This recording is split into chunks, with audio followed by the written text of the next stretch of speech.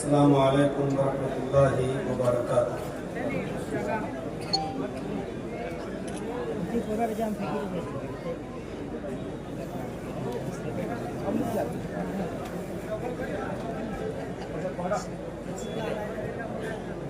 الحمدللہ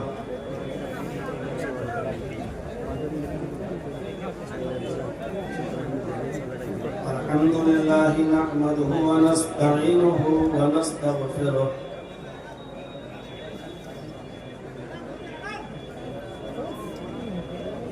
ونعوذ باللہ من شرور انفسنا ومن سیئات اعمالنا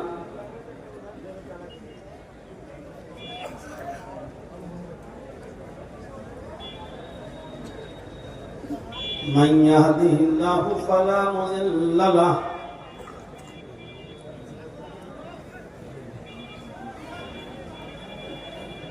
ومن يضلله فلا هادي له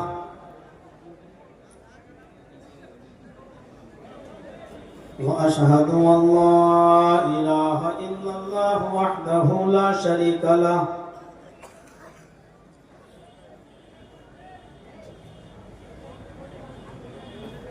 وأشهد أن محمدًا عبده ورسوله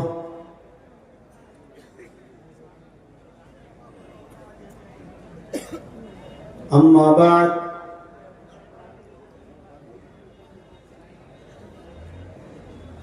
فإن خير الحديث كتاب الله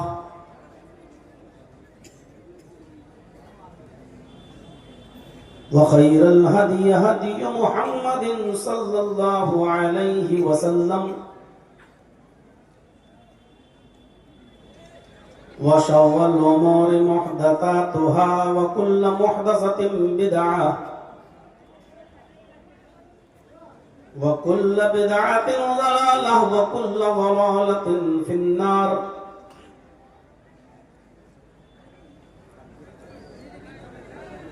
أعوذ بالله من الشيطان الرجيم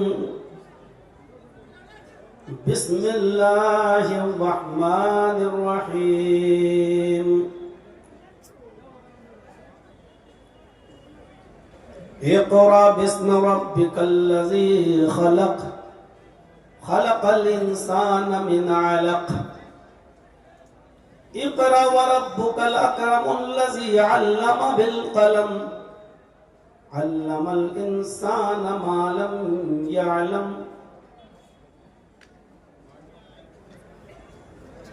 وقال النبي صلى الله عليه وسلم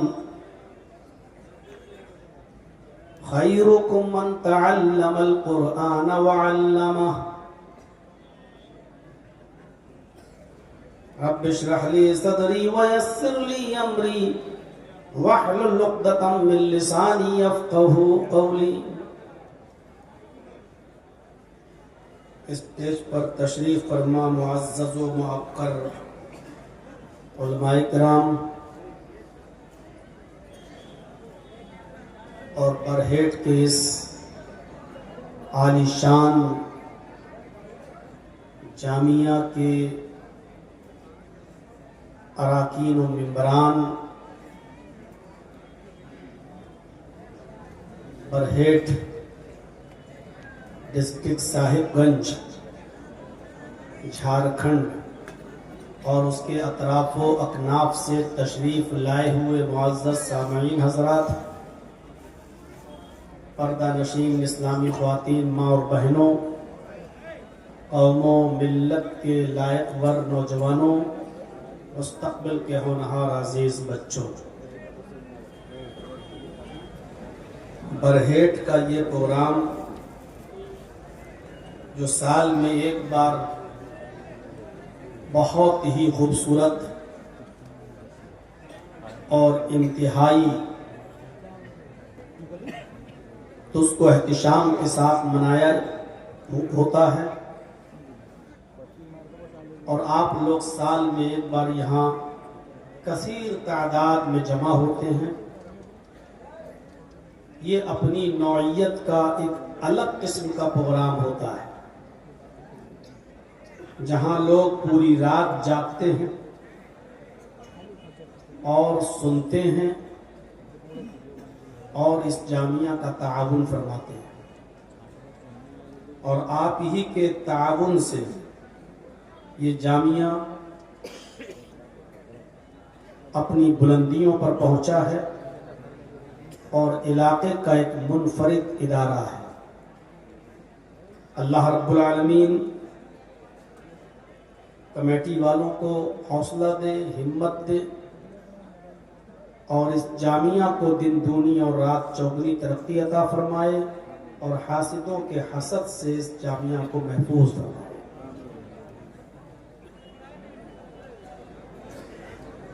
علم دنیا کا سب سے عظیم تحفہ ہے۔ نبی اکرم صلی اللہ علیہ وسلم نے فرمایا، باپ اگر اپنی اولاد کو سب سے زیادہ قیمتی اور سب سے زیادہ خوبصورت کوئی تحفہ دے سکتا ہے تو وہ علم ہے۔ اگر کسی شخص نے اپنی اولاد کو علم کے زیور سے آراستہ اور پیراستہ کر لیا تو بھلے ہی آپ نے اس کو زمین نہیں دی، جائیداد نہیں دی، مال نہیں دیا، دولت نہیں دی، لیکن علم سے نوازا ہے، آپ کا یہ بچہ آپ کے انتقال کے بعد بھی کبھی بھوکا نہیں مر سکتا ہے، کیونکہ علم خود راستہ بنا دیتا ہے اور نکال دیتا ہے۔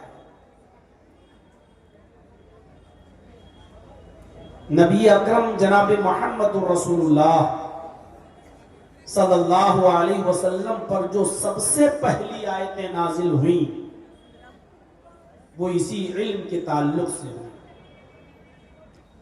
آپ نے یہ باتیں بہت سے علماء سے سنی ہوں گی۔ آپ پوری رات جلسہ سنیں، تقریباً رات کے 2 بجے تک ابھی تک آپ جاگے ہوئے ہیں،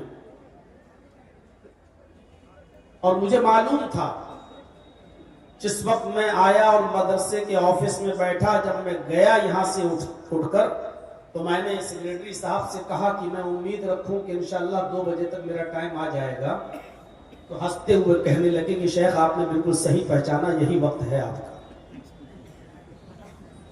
لیکن آپ کی ہمت کو داد دینا پڑتی ہے کہ پوری رات بیٹھ کر آپ سن رہے ہیں۔ اللہ رب العالمین سننے سے زیادہ ہمیں عمل کی توفیق عطا فرمائے۔ یہ علم کی آیتیں اس نبی پر اتری ہیں سب سے پہلے، جس نبی نے کبھی کسی کے سامنے زانوئے تلمس تہ نہیں کیا، کبھی کسی سے شاگردگی حاصل نہیں کی، جس کو پڑھانے والا کوئی نہیں۔ غور کیجئے، جو خود لکھنا اور پڑھنا نہیں جانتا تھا، اس نبی پر سب سے پہلے آیتیں نازل ہو رہی ہیں تو اقرأ بسم ربک۔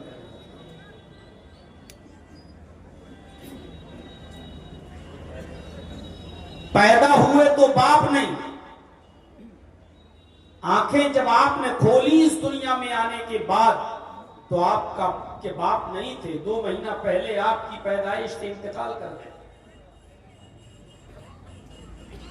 آپ کی ماں آپ کو اپنے نانا کے یہاں، اپنے مائکے نبی کے ننیال میں لے کر گئی جب آپ کی عمر 6 سال کی تھی۔ مکے سے یثرب کی طرف، مدینے کی طرف گئی اور 1 مہینے وہ اپنے گھر پہ رکیں، اور پھر وہاں سے لوٹ کر جب واپس آ رہی تھیں مکے کی طرف اپنے مائکے سے، تو راستے میں ایک مقام پڑتا تھا جس کا نام تھا مقام ابوا، وہیں پر محمد الرسول اللہ کے باپ کی قبر۔ ماں نے سوچا کیوں نہ میں اپنے شوہر کی قبر دیکھ لوں، اور کیوں نہ میں اپنے بیٹے کو اس کے باپ کی قبر دکھاؤں کہ بیٹا یہ تمہارے باپ کی قبر ہے۔ آمینہ اپنے شوہر کی قبر پر محمد ابن عبداللہ کو لے کر گئیں، سیرت نگاروں نے لکھا ہے، اور میں جس کے حوالے سے واقعہ نقل کر رہا ہوں وہ ہے زاد المعاد علامہ ابن قیم الجوزی رحمۃ اللہ علیہ کی، کہ بیٹے کو قبر دکھائی کہ اب یہ ہے تمہارے ابو کی قبر، اور اسی جگہ پر اپنے شوہر کی یاد ان کو ستائی، اور اتنی یاد آئی کہ وہ رونے لگیں، اور روتے روتے گشی تاری ہوئی تو زمین پر گر گئیں، اور جب زمین پر گری تو اسی جگہ پر ان کا انتقال۔ پیدا ہوئے تو باپ کو نہیں دیکھا، 6 سال کی عمر تھی، باپ کی قبر کو دیکھ رہے تھے کہ ماں بھی وہیں چل بسی، اب نہ باپ رہا اس دنیا میں نہ ماں رہی، اور محمد ابن عبداللہ کی پرورش کرتے ہیں ان کے دادا عبد المطلب۔ 2 سال تک انہوں نے پالا، اور جب محمد ابن عبداللہ کی عمر ہوئی 8 سال تو دادا بھی اس دنیا سے چل بسے، دادا کا بھی انتقال ہو چکا۔ غور کیجئے، پیدا ہوئے تو باپ نہیں، 6 سال کی عمر میں ماں چلی گئی، 8 سال کے ہوئے تو دادا بھی چھوڑ کر چلے گئے۔ اب 8 سال کے بعد چاچا نے ابو طالب نے سنبھالا، اور یہ لمبی مدت تک پرورش کرتے رہے، یہاں تک کہ محمد ابن عبداللہ کی عمر 25 سال کی ہو گئی۔ حضرت خدیجہ کا مال لے جا کر ملک شام جایا کرتے تھے، تجارت کیا کرتے تھے، بزنس کیا کرتے تھے، اور جو کچھ بھی پروفٹ ہوتی تھی خدیجہ کو دے دیا کرتے تھے، اور خدیجہ نے محمد ابن عبداللہ کی یہ ایمانداری اور امانت داری دیکھی تو حضرت خدیجہ رضی اللہ تعالی عنہا نے خود نکاح کا پیغام محمد رسول اللہ کو بھیجا۔ آپ نے اپنے چچا ابو طالب سے مشورہ کیا، اور بالآخر 40 سال کی حضرت خدیجہ کے ساتھ نکاح طے پایا، اور وہ نکاح ہوا۔ ابو طالب نے نکاح کرایا اور گھر پہ آئے، اور پھر 25 سال سے لے کر 40 سال تک حضرت خدیجہ کے ساتھ بہت ہی اچھی طریقے سے ازدواجی زندگی میں بندھے رہے۔ حضرت خدیجہ کی عمر ہو گئی 55 سال، اور محمد رسول اللہ کی عمر ہو گئی 40 سال۔ آپ غور کرو، 40 سال کے بعد آپ کا مزاج تنہائی کی طرف ہو گیا۔ آپ کئی دن کا کھانا لے جایا کرتے تھے، اور غار ہرا میں پہنچ جایا کرتے تھے۔ وہ غار ہرا آج بھی جو لوگ حج کرنے یا عمرہ کرنے جاتے ہیں تو جبل نور کی طرف بھی جاتے ہیں، دیکھنے جاتے ہیں کہ غار ہرا کہاں ہے۔ بہت اونچائی پر غار ہرا ہے۔ اب تو خیر لوگ راستہ بنا دیا گیا ہے، پھر بھی لوگ چڑھتے ہیں اور بڑی مشکل سے وہاں تک پہنچتے ہیں۔ اس زمانے میں بڑا پرخطر راستہ، اور اتنی اونچائی پر، اور تنہا، قمقموں کا زمانہ نہیں، لائٹوں کا زمانہ نہیں، ایسی لائٹیں نہیں تھی اس زمانے میں، اور کئی دن کا کھانا لے جا کر محمد رسول اللہ صلی اللہ علیہ وسلم تنہائی اختیار کرتے تھے، اسی غار ہرا میں جایا کرتے تھے اور عبادت میں مصروف رہتے تھے۔ اچانک ایک دن انسانی شکل میں جبرائیل امین پہنچتے ہیں۔ اب پڑھیے بخاری کتاب بدل وحی، یہاں سے ذرا بخاری کی کتاب بدل وحی کے چیپٹر پر نظر ڈالیں، اس منظر کی طرف چلیں۔ رمضان کی تاک رات تھی، اور اسی رات کے اندر جبرائیل انسانی شکل میں آئے اور غار ہرا میں داخل ہوئے۔ محمد ابن عبداللہ کے پاس بیٹھ گئے، اور بیٹھتے ہی ان سے کہنے لگے اقرا یا محمد، اے محمد پڑھو۔ سوال دیکھیے، اقرا یا محمد، اے محمد پڑھو، کس سے کہا جا رہا پڑھو؟ جس کو کسی نے پڑھایا نہیں۔ کس سے کہا جا رہا پڑھو؟ جس نے کسی کے سامنے زان ہوئے تلمس تہ نہیں کیا۔ کس سے کہا جا رہا پڑھو؟ جس کے باپ نہیں تھے، ماں نے پڑھایا نہیں، دادا نے پڑھایا نہیں، چاچا نے پرورش کی لیکن پڑھایا نہیں۔ امی، جیسے ماں کے پیٹ سے کوئی بچہ پیدا ہوتا ہے، جیسے وہ پڑھنا لکھنا نہیں جانتا بالکل ویسی، اس سے کہا جا رہا ہے پڑھو، اقرا یا محمد، اے محمد پڑھو۔ ظاہر بات ہے اگر جرجیس کو کسی نے پڑھایا نہ ہو تو جرجیس کیا کہے گا؟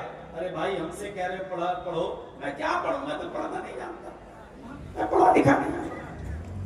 یہی جواب دیا محمد رسول اللہ صلی اللہ علیہ وسلم نے، تم مجھ سے کہہ رہے پڑھو، ما انا بقاری، دیکھیے بخاری کتاب بدل وحی، ما انا بقاری، میں پڑھا ہوا نہیں ہوں، میں کیا پڑھوں، میں پڑھنا نہیں جانتا، میں پڑھا ہوا نہیں ہوں۔ حضرت جبرائیل نے محمد رسول اللہ کو جو ابی ابن عبداللہ ہے پکڑا، سینے سے لگایا، کس کے دبایا، جیسے بہت دنوں کے بعد کوئی آپ سے ملے تو آپ محبت میں اس کو سینے سے لگا کے دباتے ہیں، ارے یار کہاں تھے اتنے دنوں سے، بھول گئے مجھے۔ جبرائیل امین نے دبایا، کھینچا، سینے سے لگایا اور اتنی زور سے دبایا کہ اللہ کے نبی فرماتے ہیں لقد خشیت علی نفسی، مجھے یہ ڈر لگا کہ کہیں میری جان نہ چلی جائے، لقد خشیت علی نفسی، مجھے اپنی جان کا خطرہ محسوس ہوا کہ کہیں میری جان نہ چلی جائے، اور اس کے بعد پھر چھوڑ دیا، اور چھوڑنے کے بعد کہا اقرا یا محمد، اے محمد پڑھو، پھر وہی سوال، پڑھو۔ طلبا جانتے ہیں، اساتذہ جانتے ہیں، جامعہ ہے، بخاری کا درس ہوتا ہے یہاں، میرے بھائیوں کہا اقرا یا محمد، دوبارہ پڑھو اے محمد۔ اللہ کے نبی نے پھر وہی جواب دیا، ما انا بقاری، مجھ سے پڑھنے کے لیے کہنے والے میں پڑھنا نہیں جانتا۔ دوبارہ پکڑا، سینے سے دبا لگایا اور زور سے دبایا۔ اللہ کے نبی فرماتے ہیں میری وہی کیفیت تھی، ایسا لگا کہ کہیں میری جان نہ چلی جائے۔ اس کے بعد چھوڑا، اور چھوڑنے کے بعد پھر کہا اقرا یا محمد، اے محمد پڑھو۔ میں نے پھر وہی جواب دیا، ما انا بقاری، میں پڑھنا نہیں جانتا، میں پیدا ہوا تو باپ نہیں، 6 سال کا ہوا تو ماں بھی چھوڑ کر چلی گئی، 8 سال کا ہوا تو دادا بھی چھوڑ کے چلا گیا، مجھے کسی نے پڑھایا ہی نہیں، میں کیا پڑھوں، میں پڑھنا نہیں جانتا۔ بعض روایتوں میں آتا ہے کہ اللہ کے نبی نے جبرائیل سے کہا تم مجھے بار بار پڑھنے کے لیے کہہ رہے ہو، پڑھو پڑھو، ماذا قرؤ، تم ہی بتاؤ کہ میں کیا پڑھوں۔ جب میں کہہ چکا ہوں کہ پڑھنا نہیں جانتا اور بار بار کہہ رہا ہوں تو تم ہی بتاؤ کہ میں کیا پڑھوں۔ اب حضرت جبرائیل امین تیسری بار دباتے ہیں، اور دبانے کے بعد چھوڑتے ہیں، اور چھوڑنے کے بعد کہتے ہیں اقرأ باسم ربک الذی خلق، خلق الانسان من علق، اقرأ وربک الاکرم الذی علم بالقلم، علم الانسان ما لم یعلم۔ اے محمد پڑھو اس رب کے نام سے جس نے پیدا کیا، اقرأ باسم ربک الذی خلق۔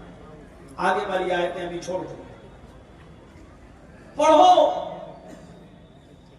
اس آیت پر غور کرو، پڑھو اس رب کے نام سے۔ محمد رسول اللہ کو الف با تا سا نہیں پڑھایا جا رہا ہے، اے بی سی ڈی نہیں پڑھائی جا رہی ہے۔ آپ کے یہاں کوئی بچہ چھوٹا ہو، 3 سال کا، 4 سال کا، تو آپ نرسری میں ایڈمیشن دلاتے ہیں اس کو، اور نرسری میں پڑھنے والے بچے کو A for apple, B for bird ہی پڑھایا جاتا ہے، اکثر سمجھائے جاتے ہیں، ڈائریکٹ اس کو بائیو، کیمسٹری، فزکس، بھگول، جغرافیہ نہیں پڑھایا جاتا۔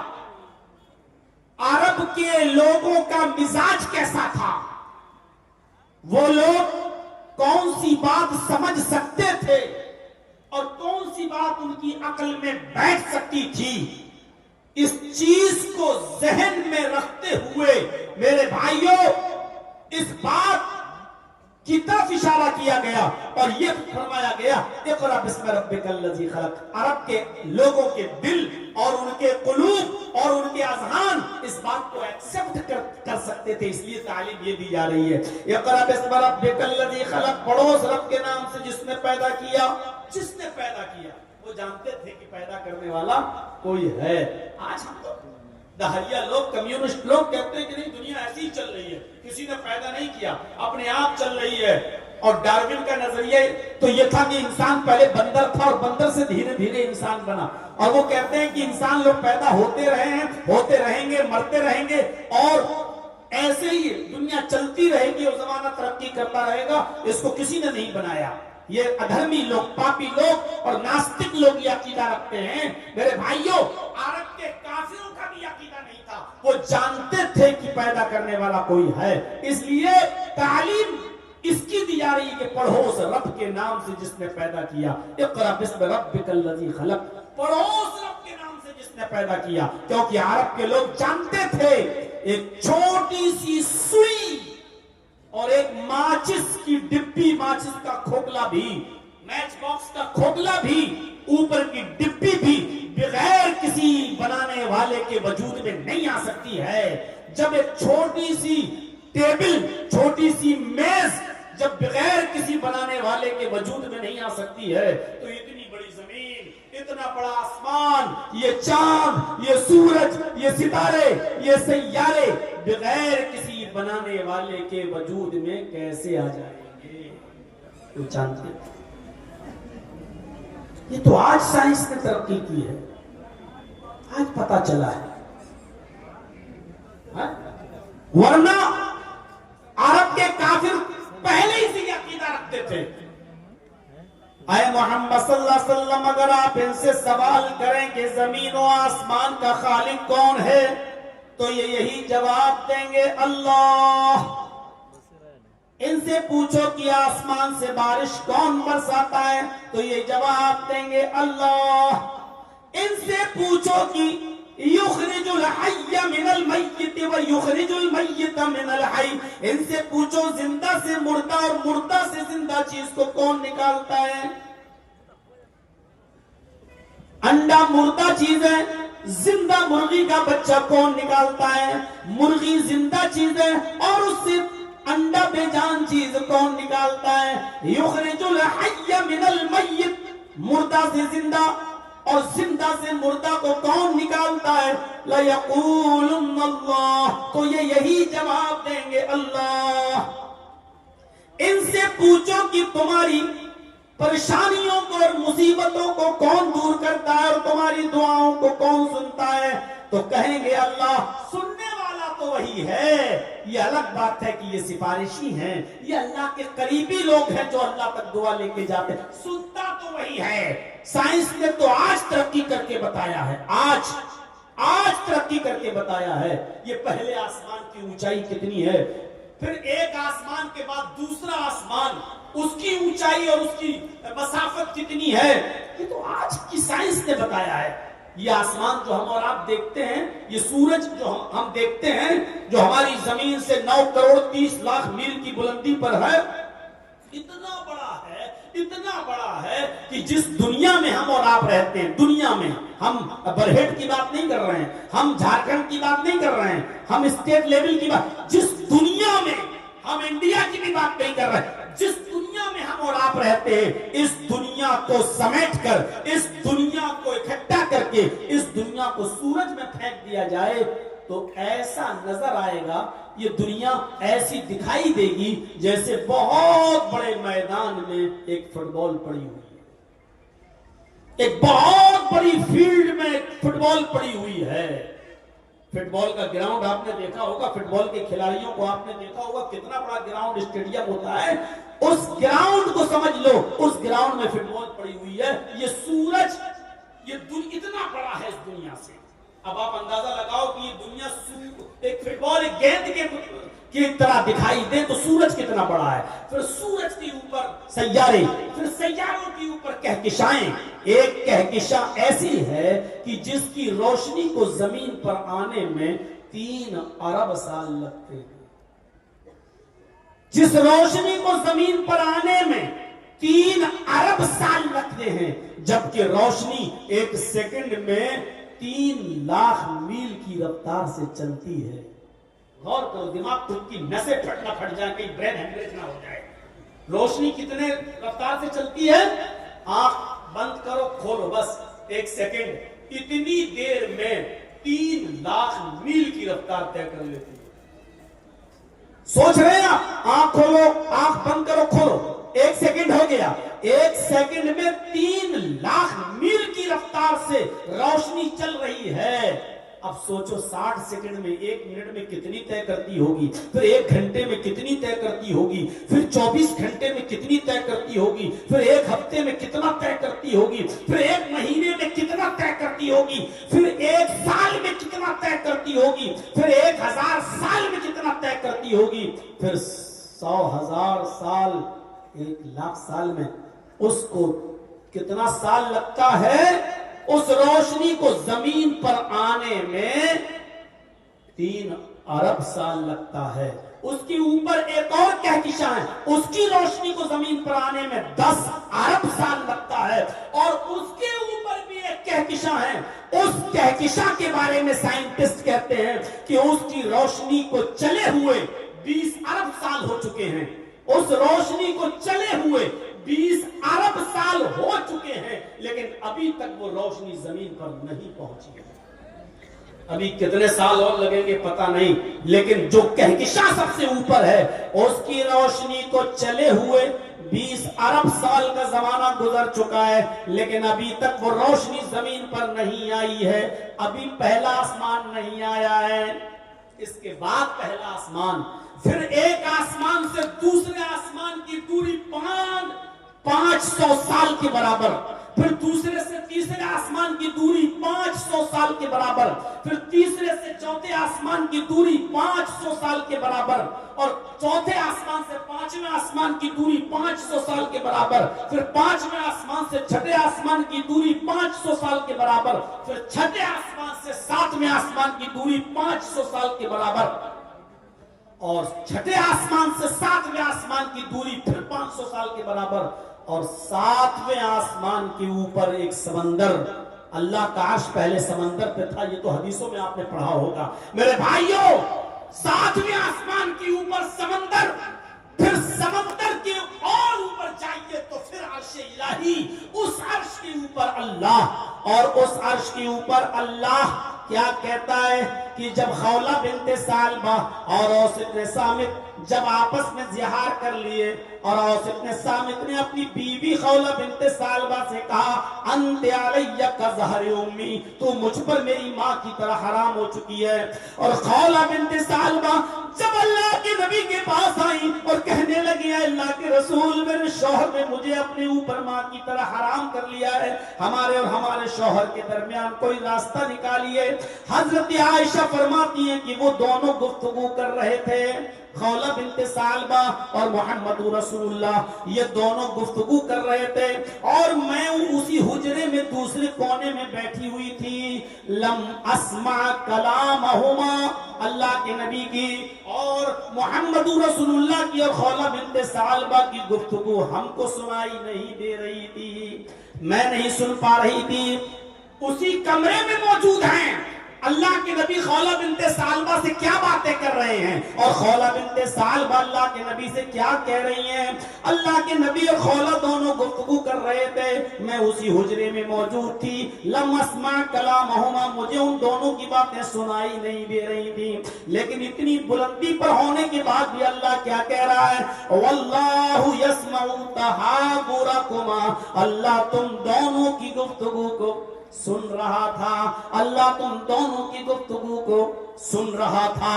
اے محمد رسول اللہ، ان کو بلاؤ، وہ مسجد میں، مسجد نبی میں بیٹھی ہوئی ہے، اپنے دونوں ہاتھوں کو بلند کر کے اللہ کو پکار رہی ہے، آپ نے کوئی راستہ نہیں نکالا ہے۔ اللہ نے اس عورت کی دعا کو سن لیا، قد سمع اللہ قول التی تجادلک فی زوجہا، جو اپنے شوہر کے بارے میں آپ سے گفتگو کر رہی تھی، اللہ نے اس عورت کی دعا کو سن لیا، اس کی پکار کو سن لیا۔ واللہ یسمع تحاورکما، اللہ تم دونوں کی گفتگو کو سن رہا تھا۔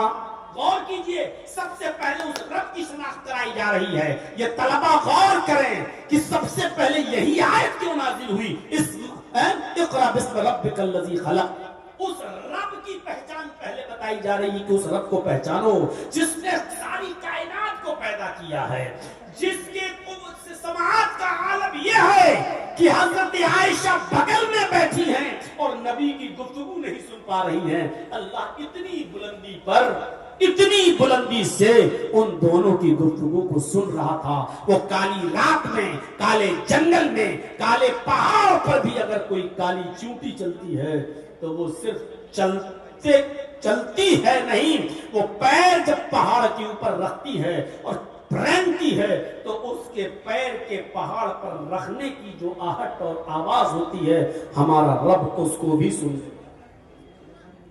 اس کو ضرورت نہیں ہے،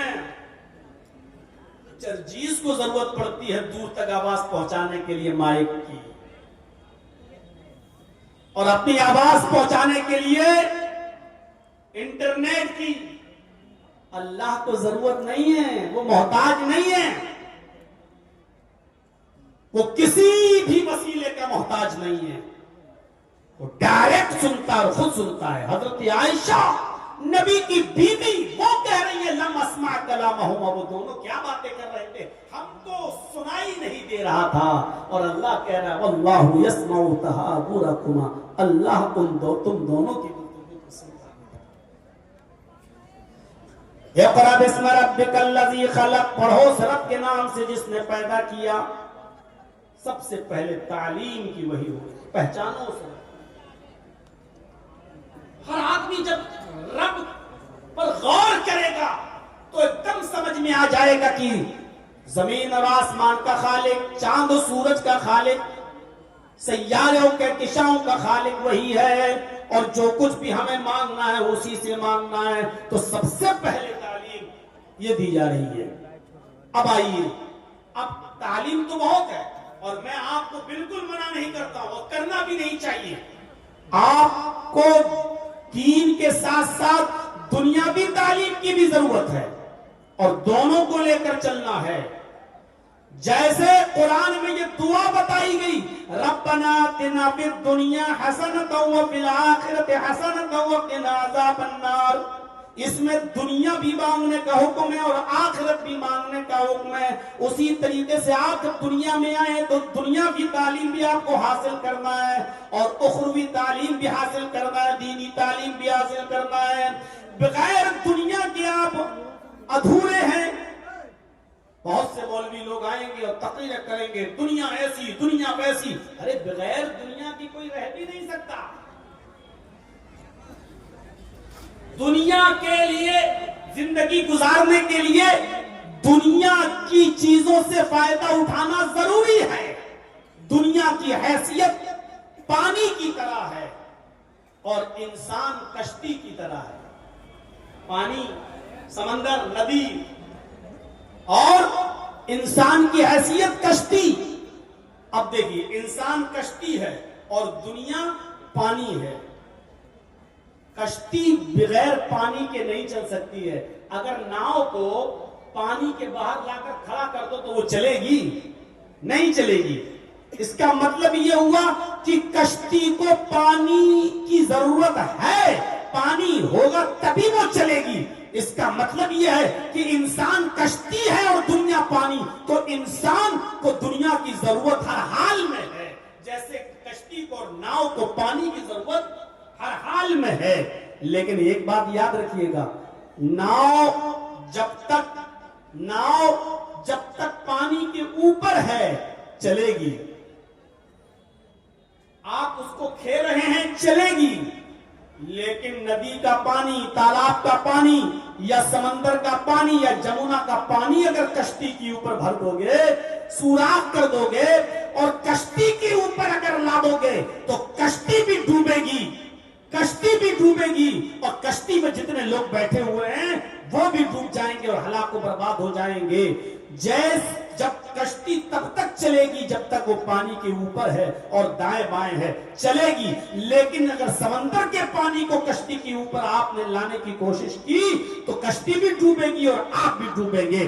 آپ دنیا کی ضرورت ہر انسان کو ہے، لیکن جب تک دنیا سے ضرورت کے تحت دنیا کو استعمال کرو گے تو فائدے میں رہو گے، اور جہاں دنیا کو اپنے اوپر سوار کرنے کی کوشش کی تو آپ بھی برباد ہوگے اور یہ دنیا بھی برباد ہوگی.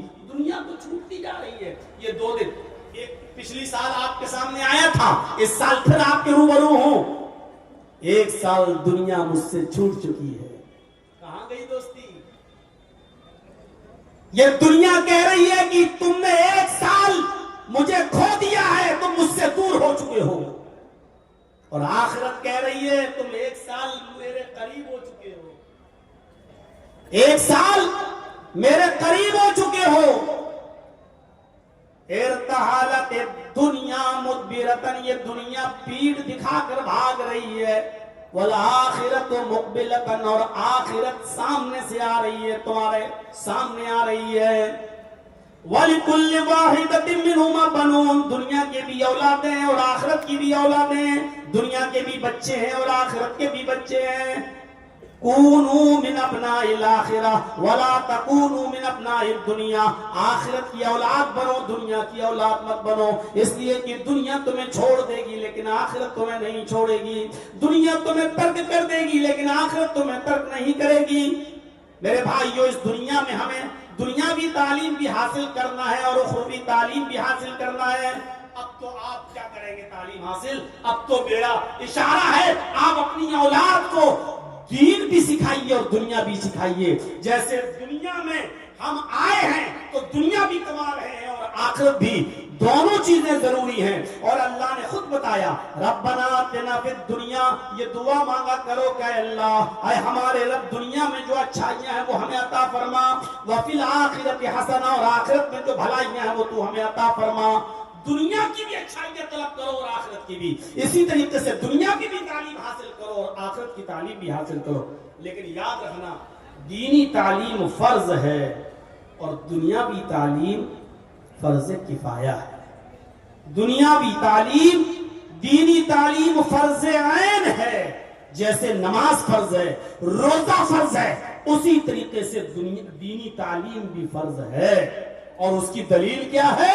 اس کی دلیل ہے طلب العلم فریضۃ علی کل مسلم، مسلم میں لڑکا لڑکی مرد عورت دونوں شامل ہے۔ اللہ کے نبی نے فرمایا کہ علم دین کا حاصل کرنا، طلب العلم فریضۃ، اور العلم میں الف لام تخصیص کا ہے، خاصیت بتلا رہا ہے۔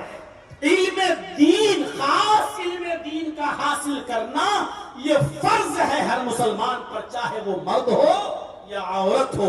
طلب العلم فریضۃ علی کل مسلم، علم دین کا حاصل کرنا فرض ہے ہر مسلمان پر، چاہے وہ لڑکا ہو یا لڑکی۔ اور دنیا کا علم یہ فرض کفایہ ہے، حاصل تو کرو۔ آج کل ضرورت ہے میرے بھائیوں ایڈوکیٹس کی جو ہمارے ہاں ہوں، آج کل ضرورت ہے انجینئروں کی جو ہمارے یہاں ہوں، آج کل ضرورت ہے IPS ادھیکاریوں کی جو ہم میں سے ہوں، آج کل ضرورت ہے کہ ہم دنیاوی تعلیم میں بھی آگے رہیں لیکن دین کو فراموش نہ کریں۔ اور موجودہ زمانے میں اگر دینی تعلیم حاصل کرنا بہت مشکل ہو رہا ہے تو کم سے کم اتنی تو دینی تعلیم حاصل کر لو کہ آپ کوئی نہ ملے تو اپنے بیٹے کا نکاح پڑھا سکو، اور کوئی نہ ملے تو اپنے باپ کا نماز جنازہ پڑھا سکو، اور اپنے باپ کی قبر پر جا کر جس نے زندگی بھر تمہیں پال پوس کے بڑا کیا اس کی قبر پر جا کر یہ دعا کر سکو کہ اللہم اغفر لہ وارحمہ وعافہ واعف عنہ واکرم نزلہ ووسع مدخلہ واغسلہ بالماء والثلج والبرد۔ یہ دعا پڑھ سکو کہ اللہ یہ میرا باپ ہے، تیری رحمت کا محتاج ہے، کہ اس قبر کے اندر موجود ہے، تو اس کو بخش دے، اللہ اس کی مغفرت فرما، اللہ میرے باپ پر رحم فرما، اور اللہ ان کی بہترین مہمان نوازی فرما، اللہ ان کی قبر کو کشادہ فرما۔ کم سے کم آپ اتنا تو علم حاصل کریں کہ اپنی اولاد کو بتا سکیں کہ کیا ہے۔ میرے بھائیوں، دینی تعلیم دنیا سب سے بہتر قرآن کی تعلیم حاصل کرنا ہے۔ علم دین قرآن، خیرکم من تعلم القرآن وعلمہ، تم میں سب سے بہتر لوگ وہ ہیں، خیرکم من تعلم القرآن وعلمہ، تم میں سب سے بہتر لوگ وہ ہیں جو قرآن کو سیکھتے اور سکھاتے ہیں۔ ہمارے طلبہ موجود ہوں گے، قرآن کتنی عظیم مقدس کتاب کو تم اس کا علم حاصل کر رہے ہو، یہ قرآن ہی تو ہے جس نے حیثیتیں بدل دی۔ ارے مکہ کیا تھا؟ ام الخبائث، کیا نہیں ہوتا تھا مکے کے اندر؟ مکے کو لوگ ام الخبائث کہتے تھے، ساری بالغوں کی ماں. لیکن جب قرآن مکے میں نازل ہوا محمد رسول اللہ کے قلب اطہر پر تو اس قرآن کی برکت سے اللہ نے مکے کو ام القری بنا دیا. یہ قرآن ہی تو تھا جو ام الخبائث کو ام القری بنا رہا ہے. غور کرو یہ قرآن ہی تو ہے جس نے رمضان کے مہینے کو سید الشہور بنا دیا. شہر رمضان الذی انزل فیہ القرآن ھدی للناس وبینات من الہدی والفرقان. شہر رمضان الذی انزل فیہ القرآن ھدی للناس وبینات من الہدی والفرقان. رمضان کا مہینہ وہ بابرکت مہینہ جس میں قرآن نازل ہوا. رمضان کے مہینے میں بھی تو 29-30 دن ہوتے ہیں نا, لیکن اس مہینے کو عظمت کس نے دی؟ قرآن نے. رمضان تو تمام مہینوں کا سردار کس نے بنایا؟ قرآن نے. اگر قرآن رمضان کے مہینے میں نازل نہیں ہوا ہوتا تو رمضان کی وہ حیثیت نہیں ہوتی. رمضان کو تمام مہینوں کا سردار کس نے بنایا؟ قرآن نے. یہ ہے قرآن کی عظمت. اچھا, رمضان کے مہینے میں بھی ایک رات آتی ہے جس کو ہم شب قدر بولتے ہیں, جس رات میں قرآن نازل ہوا. اس ایک رات, جس رات میں قرآن نازل ہوا, جانتے ہو اللہ تعالیٰ نے اس رات کے مقام و مرتبے کو کتنا بلند کر دیا ہے؟ اِنَّا أَنزَلْنَاهُ فِي لَيْلَةِ الْقَدْرِ وَمَا أَدْرَاكَ مَا لَيْلَةُ الْقَدْرِ لَيْلَةُ الْقَدْرِ خَيْرٌ مِّنْ أَلْفِ شَهْرٍ. لیلۃ القدر خیر من الف شہر. لیلۃ القدر کا جاگ لینا, لیلۃ القدر کی عبادت کر لینا, اس قدر والی رات کو جاگ لینا, اللہ کی عبادت کر لینا 1000 مہینوں کی عبادت سے بہتر ہے. 1000 مہینوں کی عبادت سے بہتر ہے. 1000 مہینے. جاؤ آپ ملٹیپل, آپ جوڑ دیکھ لیجئے اور تقسیم کر لیجئے. آپ 1000 مہینے کو 12 سے 12 سے آپ دیکھیے اور تقسیم کریے, بھاگ دیجئے. 83 یا 84 سال آئیں گے, 83 یا 84 سال. یعنی رمضان کی ایک رات کا جاگ لینا شب قدر کا 83 یا 84 سال کی عبادت سے بہتر ہے. اس رات کو اتنا بڑا مقام کس نے دیا؟ قرآن نے. ان بچوں کو حقیر نظروں سے مت دیکھو, مدرسے میں پڑھنے والے بچوں کو بری نظروں سے مت دیکھو. آپ اگر تعاون کر رہے ہیں تو آپ کا پیسہ غلط جگہ نہیں جا رہا ہے. یہ اس مقدس کتاب کا علم حاصل کر رہے ہیں جس مقدس کتاب نے رمضان کو سید الشہور بنا دیا, جس مقدس کتاب نے اس رات کو لیلۃ القدر کو خیر من الف شہر 1000 مہینوں کی عبادت سے بہتر بنا دیا ہے. میرے بھائیوں ذرا غور کیجئے, اس قرآن کی عظمت پر ذرا نظر ڈالیے. یہ قرآن جب مکے میں نازل ہوا تو مکے کو ام القری بنا دیا. یہ قرآن جس مہینے میں نازل ہوا اس مہینے کو سید الشہور بنا دیا. یہ قرآن جس رات میں نازل ہوا وہ رات لیلۃ القدر خیر من الف شہر بن گئی. اس قرآن کو جو فرشتہ لے کر آیا محمد رسول اللہ صلی اللہ علیہ وسلم کے قلب اطہر پر, معاف کیجئے گا بہت ہی دو ٹوک بول رہا ہوں, یہی جبرائیل تھے جو موسیٰ پر تورات لے کر آئے, یہی جبرائیل تھے جو عیسیٰ پر انجیل لے کر آئے, یہی جبرائیل تھے جو داؤد علیہ السلام پر زبور لے کر آئے. لیکن جبرائیل عام فرشتے تھے, کوئی ان کی اہمیت نہیں تھی. لیکن جب یہی جبرائیل قرآن کریم کو لے کر جناب محمد رسول اللہ کے پاس آئے اور قرآن کا نزول جب محمد کے قلب اطہر پر کیا تو اللہ نے قرآن کی برکت سے جبرائیل کو سید الملائکہ بنا دیا, تمام فرشتوں کا سردار بنا دیا. دیکھیے تو خیرکم من تعلم القرآن وعلمہ, جس قرآن نے ساری چیزوں کی حیثیت بدلی, اس قرآن نے پڑھنے والے اور پڑھانے والوں کے مقام کو بھی بلند کر دیا. اور لوگوں دنیا میں بہت بڑے بڑے اسمارٹ لوگ ہیں, اچھی اچھی کیٹیگری کے لوگ ہیں, پروفیسر ہیں, انجینئر ہیں, ایڈوکیٹس ہیں, IPS ہیں, دنیا میں ہر قسم کے لوگ تمہیں ملیں گے. لیکن کعبے کے رب کی قسم اللہ کے نبی فرماتے ہیں ان میں سب سے بہتر کون ہے؟ کوئی IPS کی ڈگری لے کر آیا, کوئی ایڈوکیٹ کی ڈگری لے کے آیا, کوئی DM بن گیا, کوئی SGM بن گیا, کوئی انجینئر بن گیا, کوئی سول انجینئر بن گیا, کوئی آرکیٹیکچر بن گیا, کوئی کچھ بن گیا. علم بہت قسم کے لوگوں نے حاصل کیا, لیکن اللہ کے نبی فرماتے ہیں تم میں سب سے بہتر لوگ وہ ہیں جو قرآن کو سیکھتے ہیں اور دوسروں کو سکھاتے ہیں. جو قرآن کا علم حاصل کرتے ہیں وہ بھی سب سے بہتر, اور جو دوسروں کو قرآن سکھاتے ہیں وہ بھی سب سے بہتر. یعنی ان سے بہتر اس روئے زمین پر کوئی نہیں ہے. آپ اندازہ لگا سکتے ہیں, آپ غور کر سکتے ہیں. میرے بھائیوں, ہر باپ کی ذمہ داری ہے, ہر باپ کی جو صاحب اولاد ہے اس کی ذمہ داری ہے کہ وہ غور کرے کہ اس کی اولاد کہاں جا رہی ہے, کس طرف جا رہی ہے. آپ نے کیا تربیت دی اپنی اولاد کو, آپ نے کیا سکھایا اپنی اولاد کو. آؤ تمہیں ایک واقعے کی طرف لے کر چلتا ہوں. حضرت یوسف علیہ السلام کی شخصیت پر نظر ڈالو. تھوڑا سا میں اشارہ کروں گا. یوسف علیہ السلام چھوٹے تھے, سارے بھائیوں نے باپ سے کہا اے ابو جان یوسف کو ہمارے ساتھ بھیج دیجئے, ہمارے ساتھ کھیلے گا کودے گا, اکیلے گھر میں رہتا ہے, بور ہوتا ہے, ہم اس کے بھائی ہیں, ہم لے کر جا رہے ہیں. یعقوب علیہ السلام نے یوسف کو اپنے دوسرے بیٹوں کے ساتھ بھیج دیا, لیکن ان کے دل میں تو کدورت اور حسد تھا, اس لیے سارے بھائیوں نے مل کر یوسف کو ایک اندھے کنویں کے اندر, ایک ویران کنویں کے اندر ڈال دیا.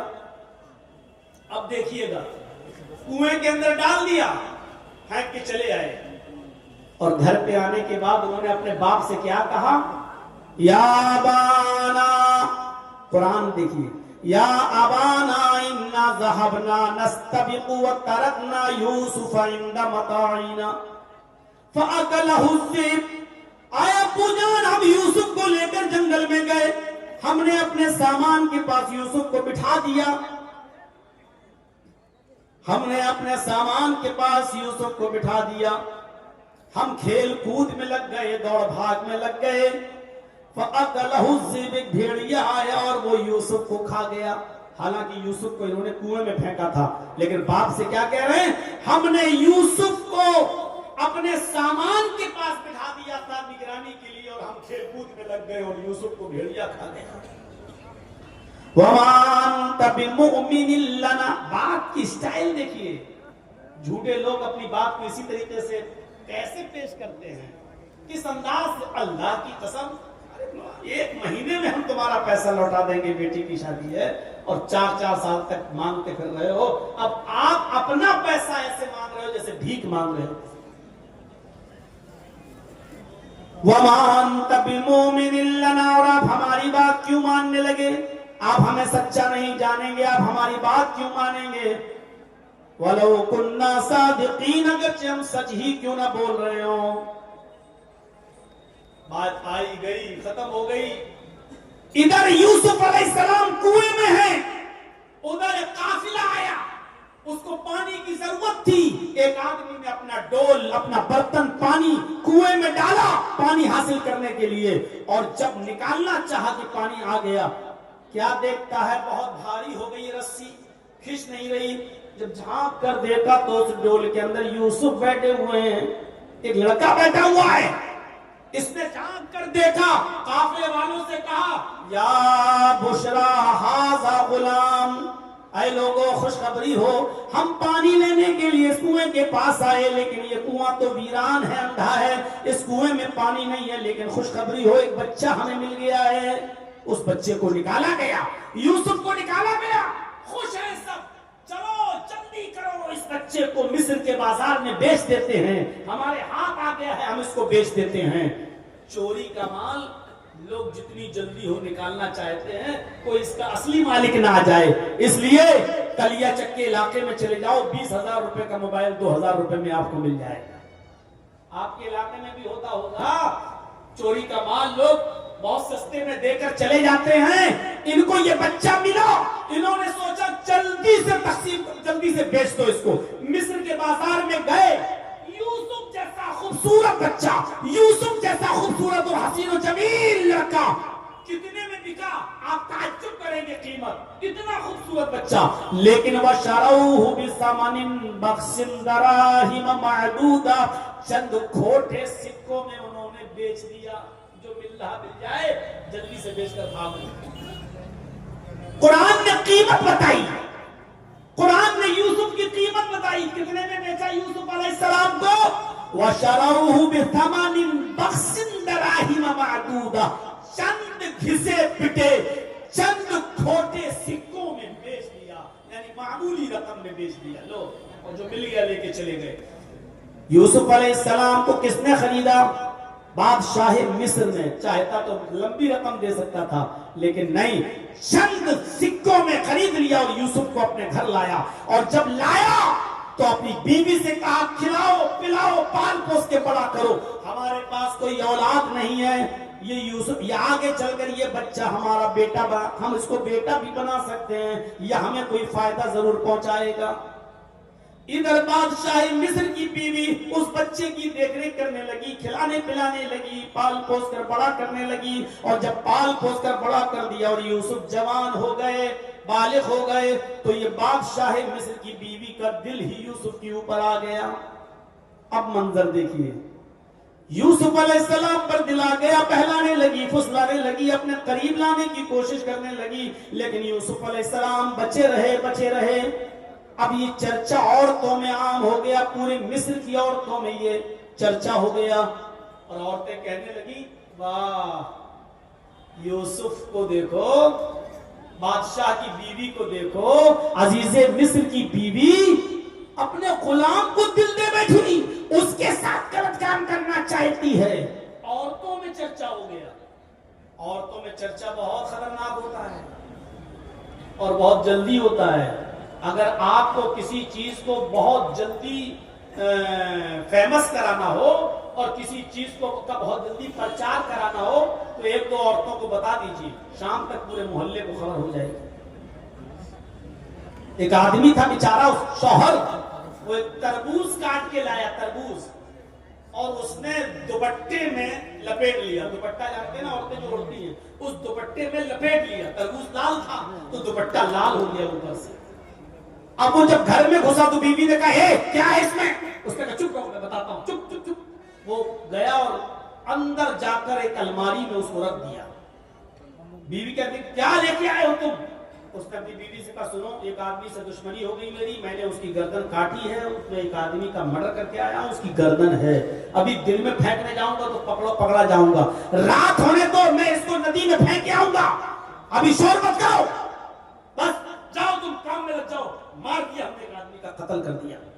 یہ کیا کیا تم نے؟ تم میری بیوی ہو، کہنا نہیں کسی سے؟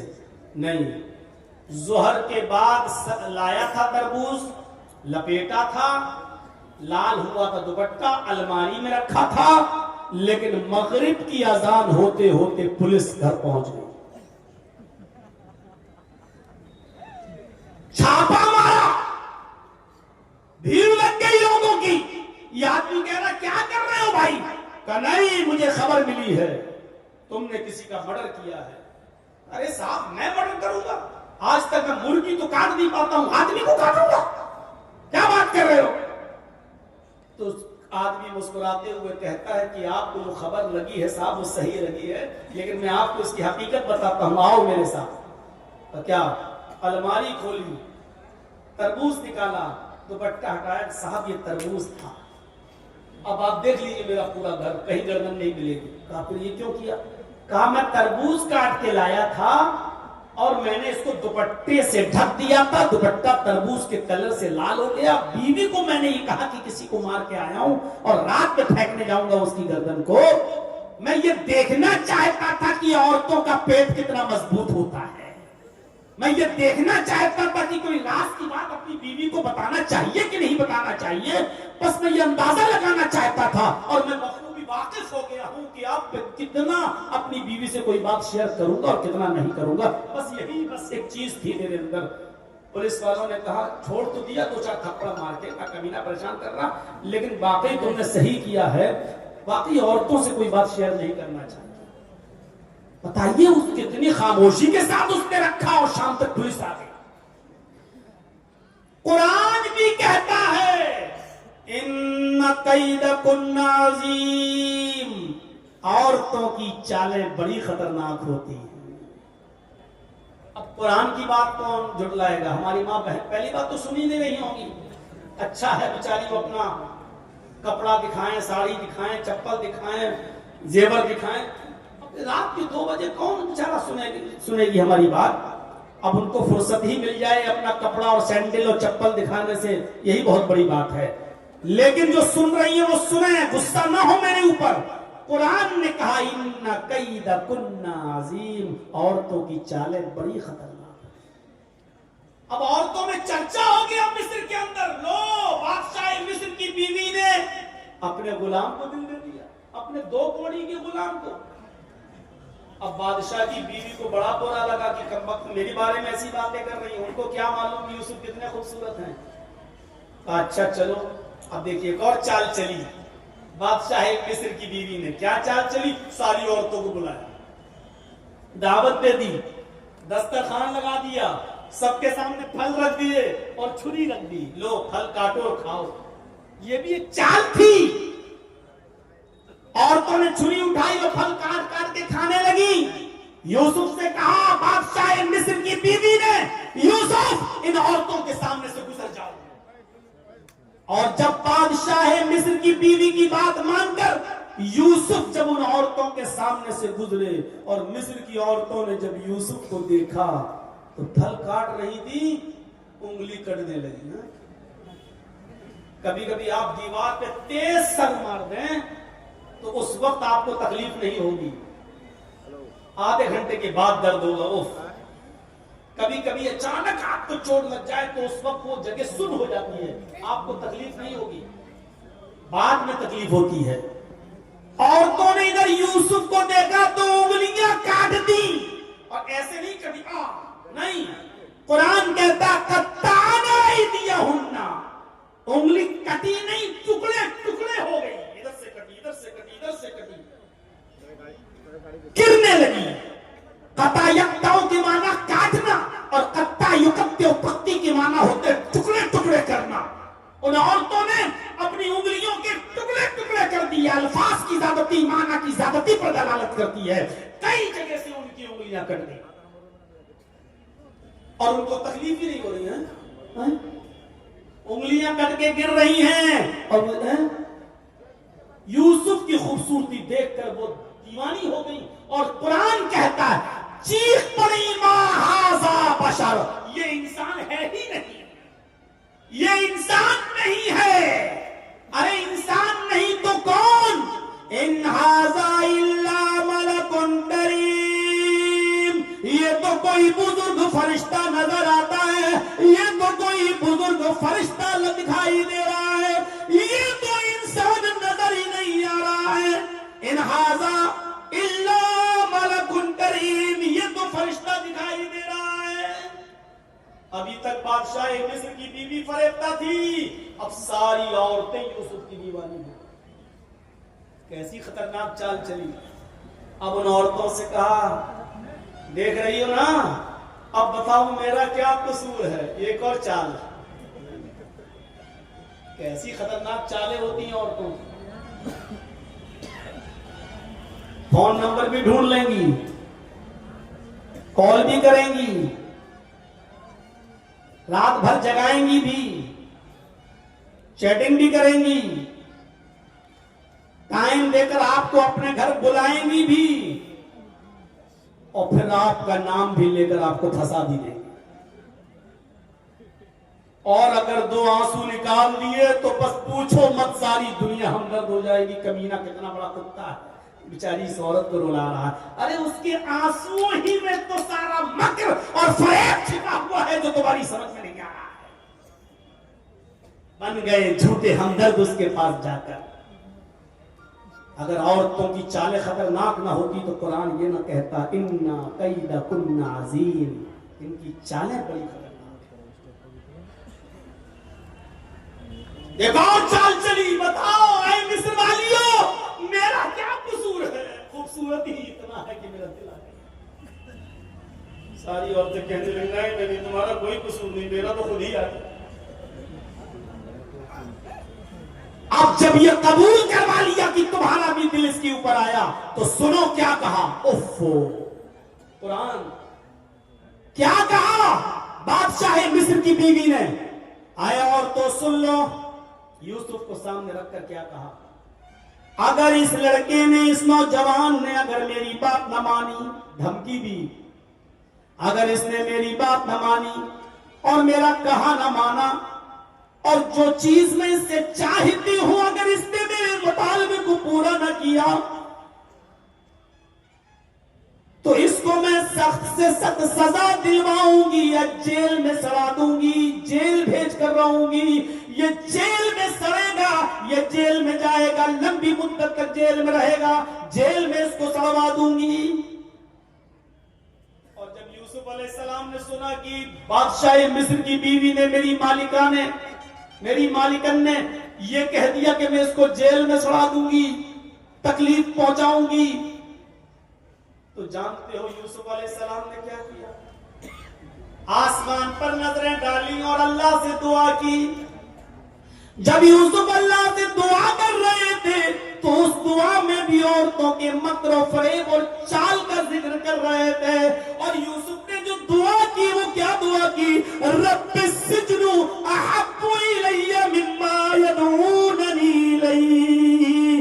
اے میرے رب مجھے جیل میں جانا زیادہ محبوب ہے, مجھے جیل میں جانا زیادہ پسند ہے, مجھے جیل میں جانا گوارا ہے, لیکن وہ کام کرنا گوارا نہیں جس کام کی طرف یہ عورتیں مجھے بلا رہی ہیں. یدعوننی الیہ, جس کام کی طرف یہ مجھے بلا رہی ہیں. پتا چلا کہ ایک عورت نہیں بلا رہی تھی, ساری عورتیں کی چاہ رہی تھی کہ یوسف میرے ساتھ دھوکا نہ کر لے, یوسف میرے ساتھ قائم دے دے اور مجھے وقت دے دے. اس لیے یدعوننی جمع مؤنث غائب کا صیغہ استعمال ہوا ہے. کیا کہا, اے اللہ مجھے جیل میں جانا زیادہ پسند ہے, مجھے جیل میں سڑ جانا پسند ہے, مجھے جیل کی زندگی گوارا ہے, مجھے جیل کھانا پسند ہے, لیکن وہ کام کرنا پسند نہیں ہے جس کام کی طرف یہ عورتیں مجھے بلا رہی ہیں اور مجھے دعوت دے رہی ہیں. اس کے بعد جو دعا کی وہ یہ کی, وَإِلَّا تَصْرِفْ عَنِّي كَيْدَهُنَّ, اے اللہ ان کی چالوں سے بچانا تیرا کام ہے, اے اللہ ان کے مکر و فریب سے بچانا تیرا کام ہے. اے اللہ اگر تو نے مجھے ان کی چالوں سے محفوظ نہ کیا, ان کے ارادوں سے محفوظ نہ کیا, ان کی چالوں سے اور ان کے ڈھونگ سے اگر تو نے مجھے میری حفاظت نہ فرمائی, اسکو الیہن واکم من الجاہلین, تو میں بھی ان کی طرف گر جاؤں گا, میں بھی ان کی طرف مائل ہو جاؤں گا, میں بھی ان کی طرف جھک جاؤں گا. اگر تو نے مجھے ان کی چالوں سے نہ بچایا, اگر تو نے مجھے ان کی چالوں سے محفوظ نہ کیا تو میں بھی ان کے ساتھ مکالمہ کر بیٹھوں گا. واکم من الجاہلین, اور میرا شمار نادانوں میں اور جاہلوں میں ہو جائے گا. کیا کہا یوسف علیہ السلام نے, اللہ ان کی چالوں سے تو مجھے بچا لے, جیل میں بھلے ہی چلا جاؤں وہ مجھے گوارا ہے. اب سنیے تعلیم دیکھیے کیا ہے. یوسف علیہ السلام کی پھر وہ پیچھے پڑ کے رہ گئی, یہ جیل میں بھی جانے کے لیے تیار ہے, زبردستی کروں اس کے ساتھ. اب زبردستی کرنے لگی. کیا کہا, یوسف ادھر آؤ, چلو ایک کام ہے.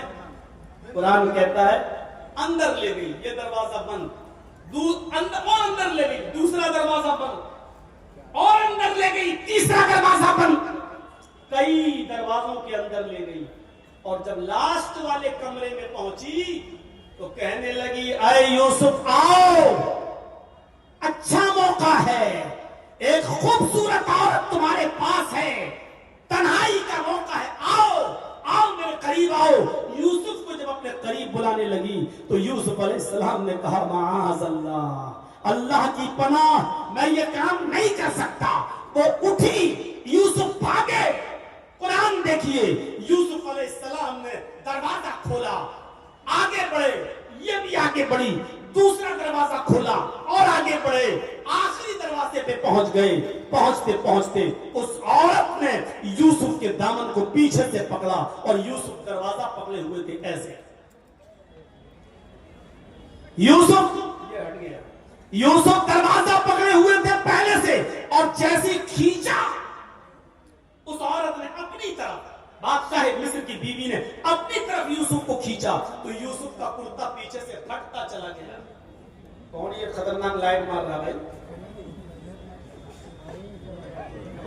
یہ لائٹ لڑکیوں پہ ماری جاتی ہے، تو مجھ پہ مار رہے ہو. اتنی بھی عقل نہیں ہے تمہیں؟ ضرور کوئی چھچورا ہے جس کو اس کے باپ نے تربیت نہیں دی. میرے بھائیوں، جیسے ہی کھینچا یوسف زمین پر گرے، سامنے دروازہ کھل گیا، کیونکہ یوسف دروازے کو پکڑے ہوئے تھے. اس نے پیچھے سے کھینچا، کرتا پھٹا، ایسے گرے، دروازہ کھل گیا، یوسف زمین پر گرے. سامنے بادشاہ کھڑا ہے. غور کرو، بادشاہ پیچھے سے قمیض پھٹی ہوئی. فوراً اس عورت نے جب دیکھا تو دیکھنے کے بعد اپنے شوہر کو دروازے پر دیکھا. جھٹ سے وہی چیز جو میں پہلے کہہ رہا تھا آپ کو، ان کیدکن عظیم، بڑی خطرناک ہوتی ہیں ان کی چالیں. تو یوسف علیہ السلام پر ہی الزام لگا دیا. دیکھ رہے ہیں آپ؟ اندر لے گئی بادشاہ مصر کی بیوی، دروازے بند کیے بادشاہ مصر کی بیوی نے، یوسف کو بلایا بادشاہ کی بیوی نے. لیکن جب پکڑی گئی چوری تو سامنے بادشاہ کھڑا ہے، اور بادشاہ مصر کی بیوی کہتی ہے جو تمہارے اہل کے ساتھ، بیوی کے ساتھ غلط کام کے ارادے سے اندر گھس جائے، کپڑے تک پھٹ جائیں، ایسے شخص کی سزا کیا ہونی چاہیے؟ بالآخر اس یوسف علیہ السلام کو توڑ مروڑ کر الزام لگا کر جیل کے اندر بھجوا دیا. مفسرین کے الگ الگ اقوال ہیں. کوئی کہتا ہے کہ 10 سال یوسف جیل خانے میں رہے، کسی مفسر نے لکھا ہے کہ 7 سال جیل خانے میں رہے، ایک لمبی مدت جیل خانے میں رہے. خواب کی تعبیر بتائی، مصر میں جب قحط پڑا اس قحط کی تعبیر بتائی تو بادشاہ نے پھر اجازت دی کہ اس کو جیل سے نکالو، اور وہی جو یہ تعبیر بتا رہا ہے وہی اس کا حل بھی بتائے گا، اور کسی بھی طریقے سے ان کو ملک مصر کا بادشاہ بنا دیا گیا.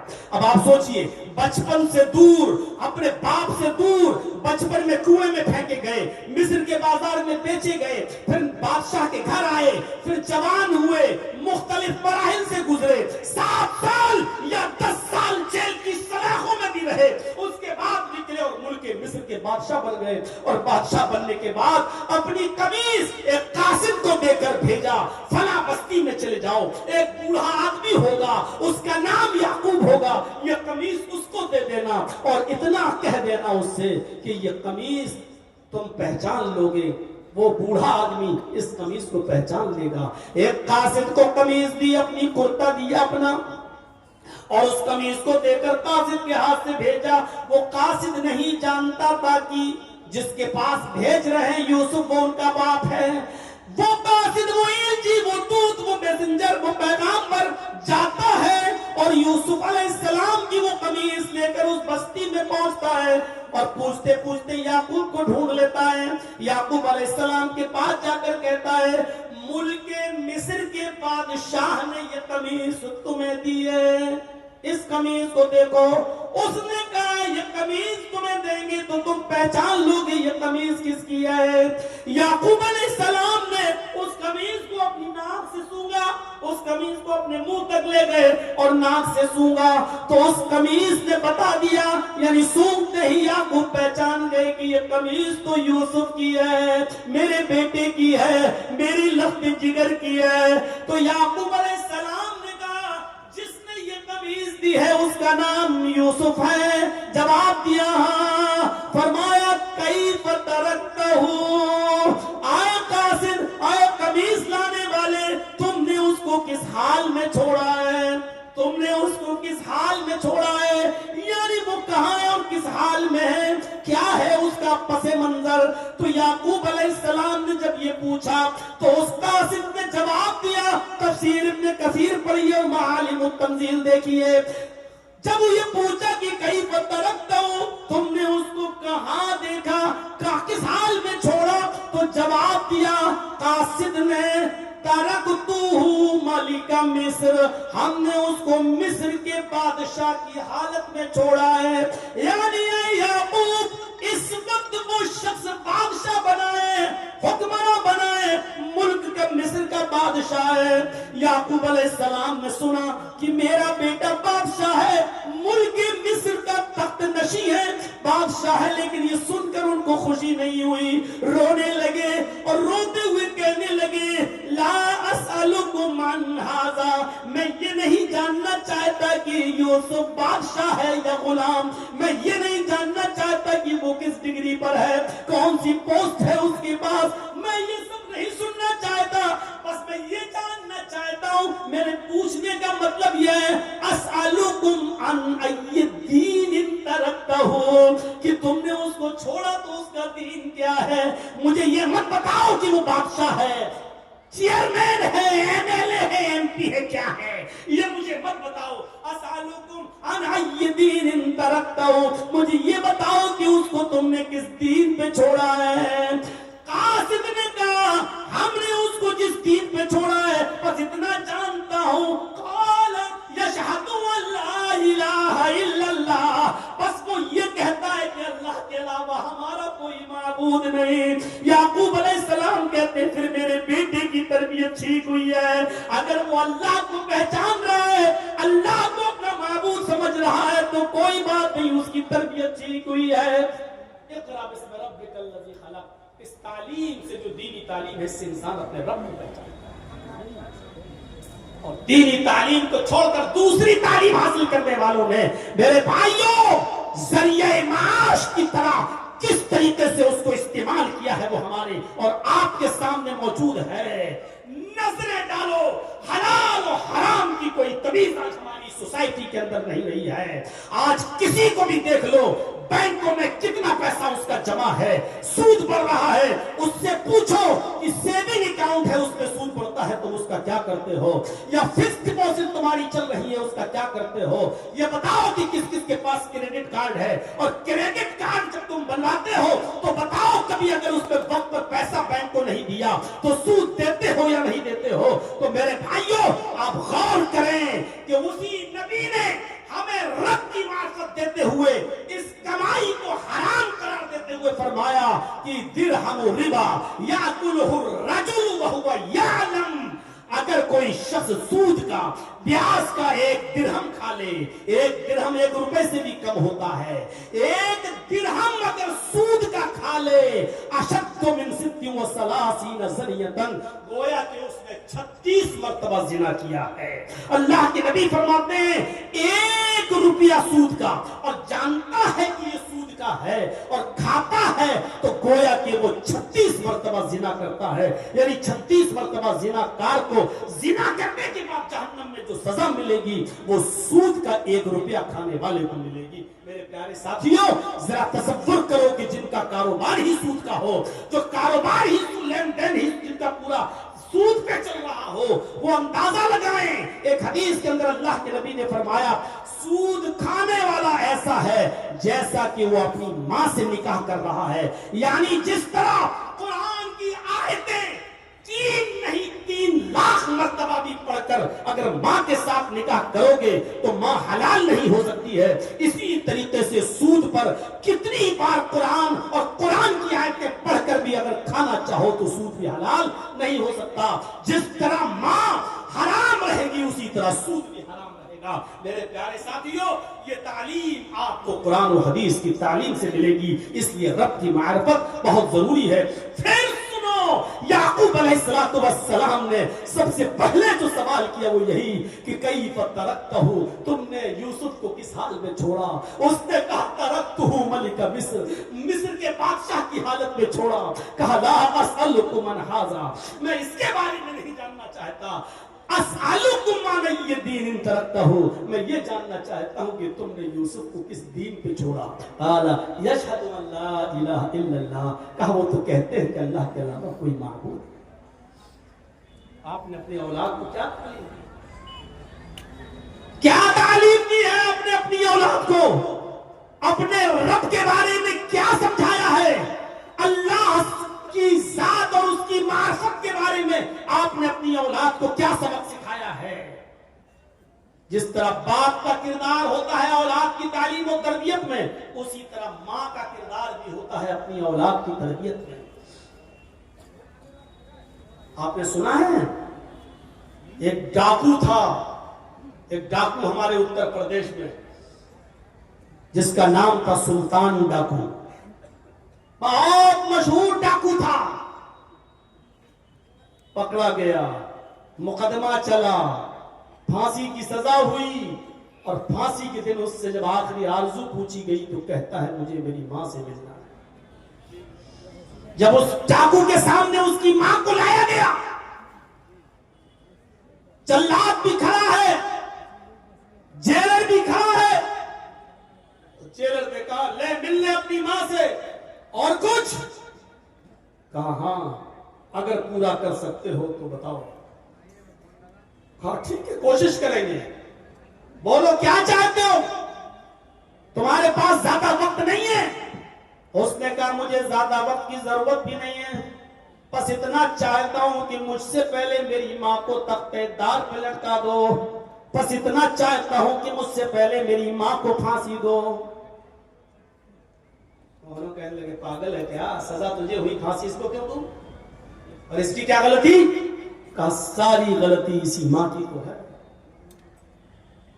جیلر صاحب جب میں 5 سال کا تھا، میری ماں بہنوں اگر تمہیں کپڑے دکھانے سے فرصت مل گئی ہو، اگر تمہیں اپنا زیور دکھانے سے فرصت مل گئی ہو تو سنو، اپنی اولاد کی تربیت میں تمہارا کردار سب سے نمایاں کردار ہوگا۔ اگر تم نے اپنی اولاد کی تربیت اچھی طریقے سے کر دی تو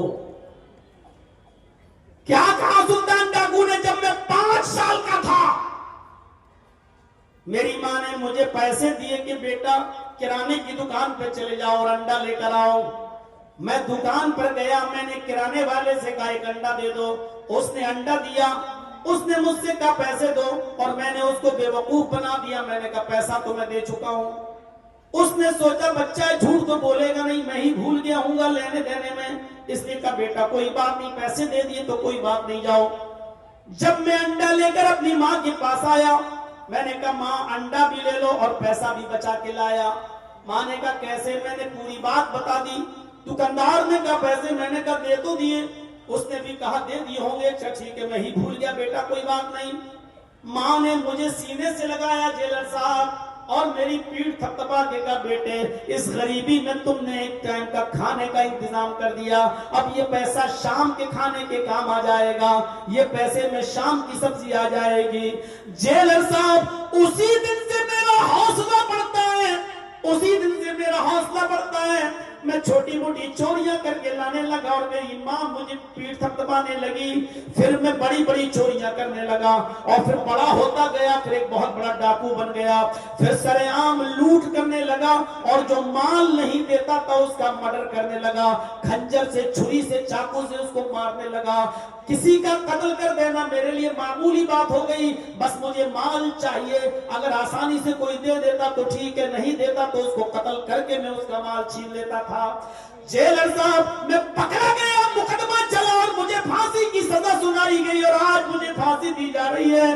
اگر میری ماں نے اسی وقت جس وقت میں انڈا لے کر آیا تھا اور پیسہ میں نے اپنی ماں کے ہاتھ میں دیا تھا، اسی وقت اگر میری ماں نے میرے گال پر ایک تھپڑ مارا ہوتا اور مجھے پکڑ کر دکاندار کے پاس لے گئی ہوتی اور پیسہ میرے سامنے دکاندار کو واپس کر کے کہا ہوتا بھائی میرے بیٹے سے غلطی ہو گئی ہے، میں نے اس کو سزا دی، پیسہ تمہیں دے کر نہیں آیا تھا، یہ لو پیسہ، اگر اسی وقت اس نے مجھے تھپڑ مار کر پیسہ واپس کر دیا ہوتا تو اس تھپڑ کے اثر سے میں اتنا بڑا چور اور ڈاکو نہیں بنتا۔ مجھے اس منزل تک اور اس مقام تک پہنچانے والی میری ماں ہے، اگر مجھے پھانسی دی جا رہی ہے تو مجھے پھانسی کے تختے پر پہنچانے والی ماں کو زندہ کیسے چھوڑا جا رہا ہے؟ میری ماں، میری بہنوں، اگر تم نے میری بات سنی ہے تو اندازہ لگاؤ ایک عورت کا کردار کیا ہوتا ہے، اس نے اپنی بچے کو کیسی تربیت دی اور بچہ کیا بن گیا۔ اور اس کے برعکس دوسرا واقعہ آپ کے سامنے آنا چاہیے، شیخ عبد القادر جیلانی بغدادی رحمت اللہ علیہ کا، جن کو آج مسلمانوں کا ایک بہت بڑا طبقہ پیران پیر کہتا ہے، پیران پیر، بلکہ ان کو دستگیر تک کہہ دیتا ہے۔ دستگیر، جانتے ہو دستگیر کس کو کہتے ہیں؟ اللہ کو گرنے سے بچانے والا دستگیر۔ اللہ تعالیٰ کے بارے میں یہ عقیدہ ہے ان کا کہ وہ آ رہا تھا، مجھے دکھا رہا تھا 6واں آسمان، 7واں آسمان، 4واں آسمان، اچانک اللہ کا پیر پھسلا، قریب تھا کہ اللہ گر جائے، قریب تھا کہ اللہ گر جائے، میں نے ہاتھ پکڑ کر ان کو کھینچ لیا۔ اس دن سے نام پڑ گیا عبد القادر دستگیر۔ اللہ پھسل گیا، اللہ گر گیا، اور اللہ کو گرنے سے بچانے والے کون تھے؟ جن کے عقیدے یہ ہوں ان سے کیا توقع رکھی جائے گی۔ عبد القادر جیلانی کی عمر جب 12 سال کی تھی تو یہ قافلے والوں کے ساتھ جا رہے تھے، ماں نے 40 اشرفیاں ان کے کرتے کے استر میں سل دی اور کہا بیٹے تم جا تو رہے ہو، ان کے ساتھ رہنا، الگ مت ہونا، اور یاد رکھنا حالات کتنے بھی خراب ہوں، کتنے بھی نازک حالات ہوں، کتنی بھی بری کنڈیشن ہو، کیسے بھی حالات ہوں، لیکن بیٹے جھوٹ کبھی مت بولنا، چاہے کتنے برے حالات پیدا ہو جائیں تم جھوٹ مت بولنا، ہمیشہ سچ بولنا، جھوٹ مت بولنا۔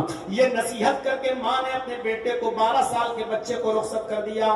یہ قافلہ رواں دواں ہو گیا، چلنے لگا، اور جب یہ کہیں گزر رہا تھا صحرا اور جنگل سے، وہی ڈاکو چھپے ہوئے تھے چور، ان چوروں نے اس قافلے پر حملہ کر دیا، سب کا مال لوٹ لیا۔ اس بچے کے پاس سے بھی ایک چور گزرا اور کہنے لگا اے لڑکے تیرے پاس بھی کچھ ہے، اے بچے تیرے پاس بھی کچھ ہے؟ عبد القادر جیلانی نے کہا ہاں میرے پاس بھی ہے۔ چور آ گیا قریب، کیا تیرے پاس بھی ہے؟ کہا کیا ہے؟ کہا 40 اشرفی۔ ارے کہاں ہے بھائی، مجھے تو نہیں دکھ رہی ہیں، کہاں ہے؟ کہا یہ کرتے کے استر میں۔ اس کو ادھیڑ کر دیکھا تو 40 اشرفی ملتی ہیں۔ چور دنگ رہ گیا، بیٹا یہ تو یہاں چھپی ہوئی تھی، ہم تو یہاں تک پہنچ بھی نہیں پاتے، اور تم تو اتنے چھوٹے بچے ہو کہ تمہاری تلاشی بھی کوئی نہیں لیتا، یہ بتاؤ تم جب یہ پیسہ، جب یہ اشرفیاں چھپی ہوئی تھی تو تم نے بتا کیوں دیا؟ کیا جواب دیتا ہے وہ بچہ؟ میری بہنوں سنو اور میری قوم کی بیٹیوں سنو، میری ماں سنو۔ اس بچے نے جواب دیا کہ جب میں گھر سے نکل رہا تھا تو میری ماں نے مجھے نصیحت کرتے ہوئے فرمایا بیٹے حالات کتنے بھی نازک ہوں، کتنے بھی ناگفتہ ہوں، کتنے بھی خراب ہوں، لیکن جھوٹ کبھی مت بولنا۔ جب تم نے مجھ سے پوچھا کہ تمہارے پاس بھی کچھ ہے تو میں نے کہہ دیا ہاں۔ جب پوچھا کیا ہے تو میں نے کہا 40 اشرفی۔ میں اپنی ماں کا کہنا کیسے ٹھکرا سکتا تھا جبکہ میری ماں نے یہ کہا تھا کہ حالات کتنے بھی خراب ہوں لیکن بیٹے جھوٹ کبھی مت بولنا، اس لیے میں نے سچ سچ بتا دیا۔ اس چور نے کہا واہ تو اپنی ماں کا اتنا کہنا مانتا ہے، اور میری تو ساری زندگی اسی چوری اور ڈکیتی میں گزر گئی، میں نے تو آج تک اپنے رب کی فرما برداری نہیں کی، میں کتنا بڑا نکما اور کمینہ انسان ہوں۔ وہ اس بچے کو لے کر اپنے سردار کے پاس گیا اور پورا واقعہ بتایا۔ سردار کے اوپر بڑا اثر ہوا، اس نے سارے چوروں کو حکم دیا کہ ان لوگوں کا لوٹا ہوا مال واپس کر دو اور سب توبہ کرو، اور آج کے بعد کوئی بھی نافرمانی نہیں کرے گا اپنے رب کی۔ سب نے اللہ کے حضور سچی توبہ کی اور دعا کی، اللہ کے سامنے گر گرائے اور روئے۔ تو میرے بھائیوں ایک بچے کے سچ بولنے سے سارے کے سارے چوروں نے اللہ سے توبہ کر کے صحیح راستہ پکڑ لیا۔ اس بچے کو صحیح تربیت دینے والی بھی ایک ماں تھی۔ ماں کا کردار بڑا عجیب ہوتا ہے، ماں کا کردار۔ ماں چاہے تو اپنے بچے کو ڈاکو بنا دے، اور ماں کی تربیت چاہے تو اپنے بچے کو ایسا بنا دے کہ وہ وقت کا ایک بہت بڑا ولی اللہ بن جائے، وقت کا ایک بہت بڑا مجاہد بن جائے، وقت کا بہت بڑا خدا ترس بن جائے۔ میرے بھائیوں یہ آج امام کعبہ کو جو آپ دیکھتے ہو، یہ سدیس صاحب جن کی قیادت آپ سنتے ہیں، ان کے بارے میں قصہ معلوم ہے، یہ کوئی شرارت کر رہے تھے تو ماں نے غصے میں بد دعا دی۔ آج کی مائیں کیا بد دعا دے گی؟ مر جا کتے، دکھتا نہیں کتے، ستاتا ہے کتے۔ آج یہ بد دعا دیتی ہے ماں، مر جا نالائق بے شرم، اس طریقے کی۔ اور یہ قاری سدیس ان سے غلطی ہوئی، ماں کو پریشان کر رہے، ماں نے پکڑ کے تھپڑ لگایا اور بد دعا نہیں دی۔ اس غصے میں بھی دعا نکلی ماں کی زبان سے تو یہ نکلی جا اللہ تجھے کعبے کا امام بنانا، اللہ کرے کہ تو کعبے کا امام بن جا. اس غصے میں بھی ماں کی زبان سے جملہ نکلا تو کیا نکلا؟ اللہ تجھے کعبے کا امام بنا دے. نہ جانے کون سے وقت میں اس کی زبان سے یہ دعا نکلی اور آج وہ بچہ بڑا ہو کر آج خانہ کعبہ کا امام ہے، اس مکے کا امام ہے. ہماری ماں بہنوں سنو، یہ تربیتیں ہوتی ہیں ماں کی اپنی اولاد کے تعلق سے. آج ہماری تربیت کیا ہے؟ آج ہماری تربیت کیا ہے؟ ارے ابن ربیعہ کا واقعہ سنے ہو؟ تاریخ خطیب بغدادی پڑھیے، خطیب بغدادی نقل کرتے ہیں ابن ربیعہ کے باپ ربیعہ ابن الفروخ تھے. بیٹا پیٹ میں ہے، حمل ہے، 1-2 مہینہ باقی ہے بچہ پیدا ہونے میں، لیکن سفر پیش آ گیا. ان کو سفر پہ جانا تھا. 20,000 دینار اپنی بیوی کو دیتے ہیں ربیعہ اور کہتے ہیں کہ لو میں خرچے کے طور پر یہ 20,000 دینار دے کر جا رہا ہوں. مجھے آنے میں 2 مہینے بھی لگ سکتے ہیں، 1 سال بھی لگ سکتا ہے، سفر لمبا ہے، 2-3 سال بھی لگ سکتے ہیں، میں جا رہا ہوں. ربیعہ اپنی بیوی کو 20,000 دینار دے کر چلے جاتے ہیں، لیکن ربیعہ کو لوٹنے میں 27 سال لگ گئے. 1 سال نہیں، 2 سال نہیں، 3 سال نہیں، پورے 27 سال کے بعد ربیعہ ابن الفروخ جب لوٹ کر آئے تو اس زمانے میں یہ حدیث بھی ہے. اب تو خیر موبائل کا زمانہ ہو گیا ہے، آپ کہیں باہر سے ہیں تو اپنے گھر جانے سے پہلے فون کر دیں اپنی بیوی کو کہ میں آ رہا ہوں اور اس وقت تک گھر پہنچ جاؤں گا. جانتے ہو اپنے گھر میں اپنی بیوی کو یہ کہہ دینا ضروری ہے. کیوں؟ پتہ نہیں بیوی کس کنڈیشن میں بیٹھی ہو اور آپ 1 مہینے 2 مہینے کے بعد سفر سے آ رہے ہو اور دیکھو کہ کچن میں گھسی ہوئی ہے سلوار اور پراگندہ حال ہے، بال بکھرے ہیں اور کچھ اس نے تیاری نہیں کی ہے اور آپ گھر میں گھسو بڑے ارمانوں کے ساتھ اور بیوی کا چہرہ سوچ رہے ہوگے کہ ملے گی ہیما مالنی. گھر میں گئے تو دیکھا چڑیل، اس کا چہرہ منہ اب آپ کی غصے میں ہے طلاق. میں تو آیا ہوں سوچ کے کچھ اور تو بھتنی بنی بیٹھی. اسی لیے حدیث کے ایک لفظ پر غور کیجئے. اللہ کے نبی کہتے ہیں اطلاع کر دو. اس زمانے میں کہہ رہے ہیں کہ اطلاع کر دو. اور کوئی آدمی جب باہر سے آتا تھا تو اپنے گاؤں کی مسجد میں رک جاتا تھا اور مسجد سے رک کر کسی کو بھیج کر کہتا تھا کہ تمہارے شوہر آ چکے ہیں، مسجد میں ہیں، کیا گھر میں آنے کی اجازت ہے؟ اگر بیوی اجازت دیتی تو شوہر گھر میں جاتا اور بیوی نہیں دیتی تو وہ مسجد ہی میں رہتا. اتنی دیر میں بیوی اپنا میک اپ کر لے، بن سور کر تیار ہو جائے تاکہ میرے شوہر کی نظر مجھ پہ پڑے تو وہ ہم کو اچھے انداز میں دیکھیں. اب زیادہ میں اس کو گھس پس کے نہیں، ورنہ غیر مسلم لوگوں نے بھی ہماری وہ خوب بنائی. وہ دیکھا تھا نا، وہ خوب کٹنگ چلی اس پر.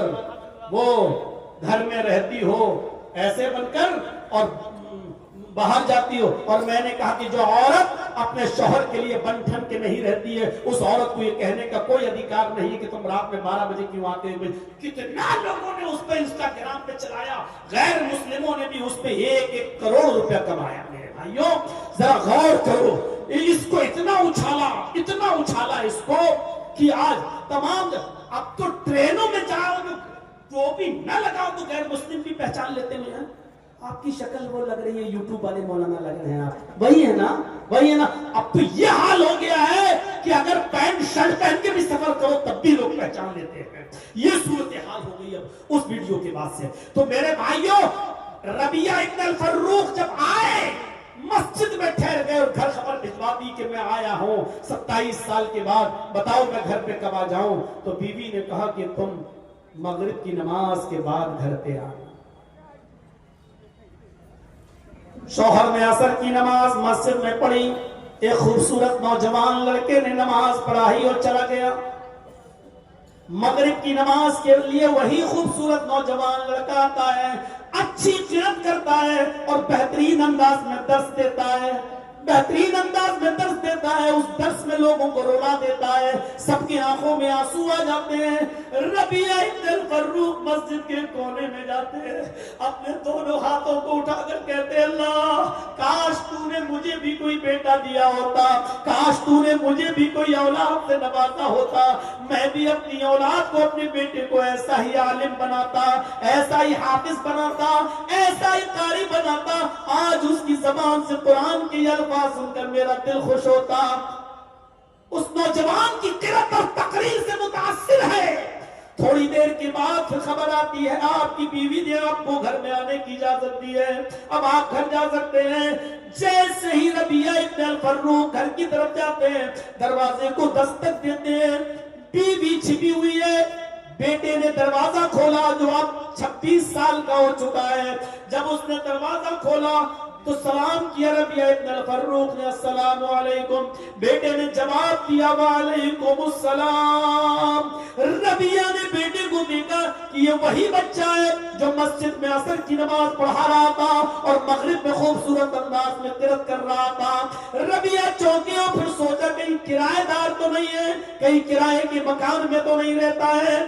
بیوی جو چھپی ہوئی تھی وہ باہر آتی ہے, کہتی ہے ربیعہ یہ تمہارا بیٹا ہے ابن ربیعہ, یہ تمہارا لخت جگر ہے جس کو تم میرے پیٹ میں امانت سمجھ کر چھوڑ گئے ہو. یہ تمہاری امانت تھی. تمہارے جانے کے بعد 2 مہینے کے بعد یہ میں نے اس کی ولادت کی, پیدا ہوا, پھر میں نے اس کی اچھی تعلیم و تربیت کی. ربیعہ نے جب دیکھا کہ یہ میرا بیٹا ہے تو آسمان پہ نظریں ڈالی, کہا اللہ میری دعا مانگنے سے پہلے ہی تو نے قبول فرما لی, اور میں جیسی اولاد چاہتا تھا وہ اولاد تو نے مجھے عطا فرمائی. پھر وہ دونوں میاں اور بیوی اپنے روم میں جاتے ہیں, اور جانے کے بعد شوہر نے کہا میری بیوی 20,000 دینار میں تمہیں دے کر گیا تھا, کچھ بچا یا نہیں.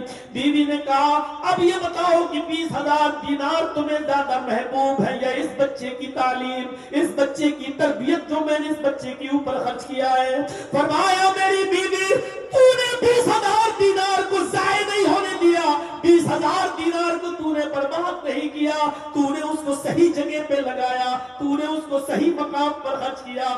اللہ نے مجھے صالح اور نیک اولاد اور عالم و فاضل و قاری کی شکل میں مجھے دے دی, یہ بہت بڑی امانت ہے. اے میری بیوی تو نے میری امانت کا صحیح استعمال کیا ہے. میرے بھائیوں ایک عورت اگر چاہے تو شوہر کی غیر موجودگی میں بھی اپنے بچے کی تربیت کر سکتی ہے. اسکولوں میں تربیت نہیں ملے گی, کالجز میں تربیت نہیں ملے گی, بڑے بڑے ڈگری کالجز میں تربیت نہیں ملے گی. کیوں؟ اگر کالجز اور ڈگری کالج اور اسکولوں میں اور میڈیکل کالجوں میں اگر تربیت ملی ہوتی تو آج بڑے بڑے پڑھے لکھے لوگ پینٹ کی چین کھول کر گدھے اور کتے کی طرح سڑکوں کے کنارے پہ کھڑے ہو کے پیشاب کرتے ہوئے نظر نہیں آتے. آج ان کا کھڑے ہو کر سڑکوں پر کھڑے ہو کر پیشاب کرنا یہ بتاتا ہے کہ انہوں نے صرف ڈگریاں حاصل کر لی ہے, تربیت نہیں. تربیت ماں کی گود سے ملتی ہے. مدرس لیپ از فرسٹ کالج فار چلڈرن. ماں کی گود یہ بچے کا پہلا مدرسہ ہے. اگر بچہ ماں کے پیٹ سے تربیت حاصل کر کے نہیں نکلا تو زندگی میں کہیں تربیت حاصل نہیں کر سکتا ہے. اور یہ تربیت ملے گی مدرسوں سے, یہ تربیت ملے گی تمہیں ماں کے گود سے. اس لیے ایسی تربیت اگر اپنی اولاد کی چاہتے ہو تو اچھی ماؤں کا انتخاب کرو اور اچھے مدرسوں کا انتخاب کرو. تو میرے پیارے ساتھیوں ہم کیا تربیت دیں گے؟ ایک کتاب آپ نے سنا ہوگا, ایک صحابیہ کا واقعہ, اور ایک کتاب ہے جس کتاب کا نام ہے تذکرۃ الحفاظ. اس کتاب کے رائٹر ہیں علامہ شمس الدین ذہبی رحمۃ اللہ علیہ. علامہ شمس الدین ذہبی کی مشہور کتاب ہے تذکرۃ الحفاظ. اس میں ایک صحابیہ کا واقعہ نقل کیا گیا ہے کہ ایک صحابیہ جب ان کے گھر میں بچہ پیدا ہوا, ایک صحابیہ جب ان کے گھر میں بچہ پیدا ہوا تو جب بھی وہ بچہ پیشاب کرتا تھا وہ صحابیہ عورت اس بچے کی شرمگاہ پر پانی کا لوٹا ڈال دیا کرتی تھی, پانی کا برتن ڈال دیا کرتی تھی. جیسے اس بچے نے پیشاب کیا ماں اس بچے کی شرمگاہ پر پانی بہا دیا کرتی تھی.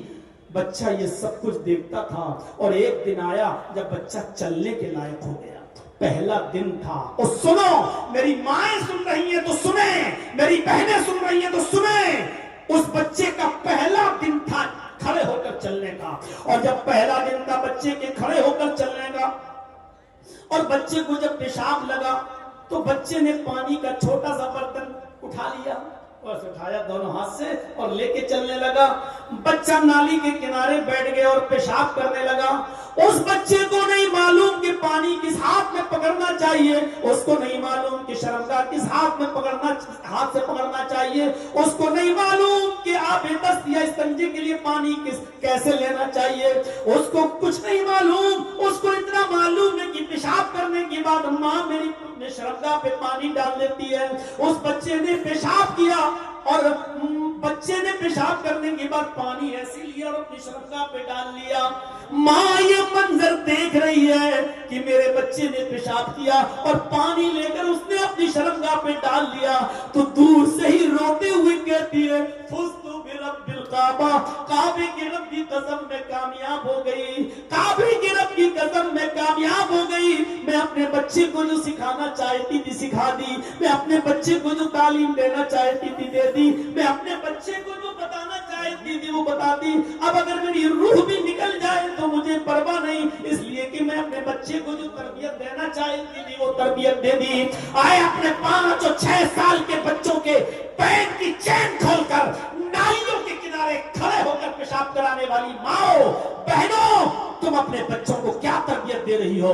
آج تمہاری گود میں پلنے والی 10 سال کی لڑکیاں بھی کیسے کپڑے پہن رہی ہیں، 12 سال کی بچیاں کیسے کپڑے پہن رہی ہیں، اور تو اور مجھے نہیں معلوم کہ تمہارے جھارکھنڈ کا کیا حال ہے۔ آؤ لکھنؤ کی سرزمین پر بڑے بڑے حاجیوں، بڑے بڑے نمازیوں، بڑے بڑے ملا مولویوں اور قاریوں اور حافظوں کی بیٹیاں جن کی عمر 18 19 20 سال کی ہو چکی ہے، لکھنؤ یونیورسٹی اور ایسے ہی دوسرے کالج میں پڑھنے والی یہ حاجیوں، نمازیوں کی اور مولویوں کی اور قاریوں کی لڑکیاں آج انسٹاگرام پر ریل بنا رہی ہیں، سروں سے دوپٹے ان کے اتر چکے ہیں، اڑیاں ہیں، آدھے ننگے کپڑے اور چست لباس میں ڈانس کر رہی ہیں، ڈانس کر رہی ہیں اور ناچ رہی ہیں، اور اپنے سینے کا حصہ دکھا کر انسٹاگرام پہ پیسے کما رہی ہے، اور بے غیرت باپ اپنی بیٹی کے اس کارنامے کو ترقی کہتا ہے،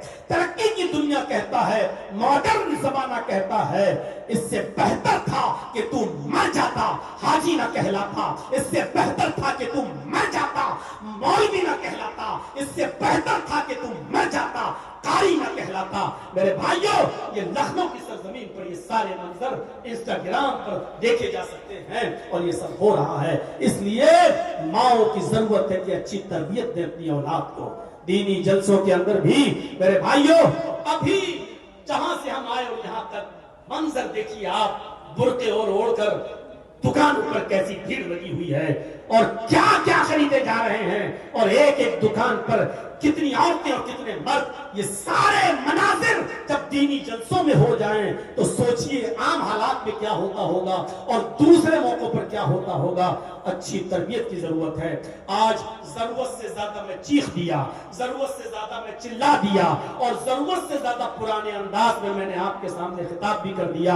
ہمارے شیخ محترم ناظم صاحب تو فجر تک کہہ رہے تھے، ہم پیچھے سے کہہ رہے تھے کہ ایک مقرر کو اور دعوت دے دو، اور جب 2 بجے تک جگایا تو 1 گھنٹہ اور صحیح۔ تو میرے بھائیوں، ہم 3 بجے بول دیں گے تو کیا فرق پڑتا ہے، لیکن اب 2 بجے سے کہیے کہ آپ فجر تک بولیے، تو میرے بھائیوں اب وہ نہ اسٹیمنا باقی نہیں اور نہ وہ 20 سال والی پرانی زندگی باقی رہی کہ میری سب سے لمبی تقریر 4.5 گھنٹے کی جو امیلوں کی سرزمین پر مبارک پور پہ ہوئی تھی 4.5 گھنٹے کی، اب وہ چیز نہیں رہی۔ اور پھر وہ ہفتے اور 10 دن میں ایک پروگرام ہوتا تھا مہینے میں، اب تو ڈیلی پروگرام ہے۔ اس لیے ہمیں اپنے آپ کو بھی بچا کر رکھنا ہے۔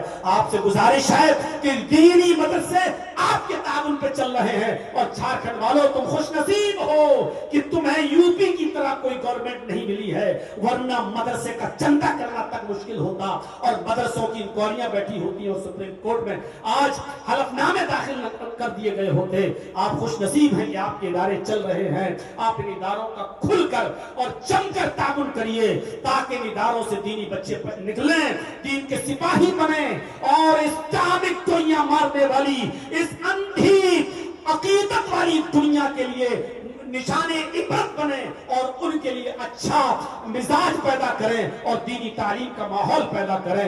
बस यही चंद कलमात के बाद आपसे रुखसत होते हुए अल्लाह से दुआ करता हूँ कि बार इलाह तो हमारी खताओं को माफ फरमा दे, हमारे गुनाहों को बख्श दे, हम जमीया मुसलमानों पर रहम फरमा।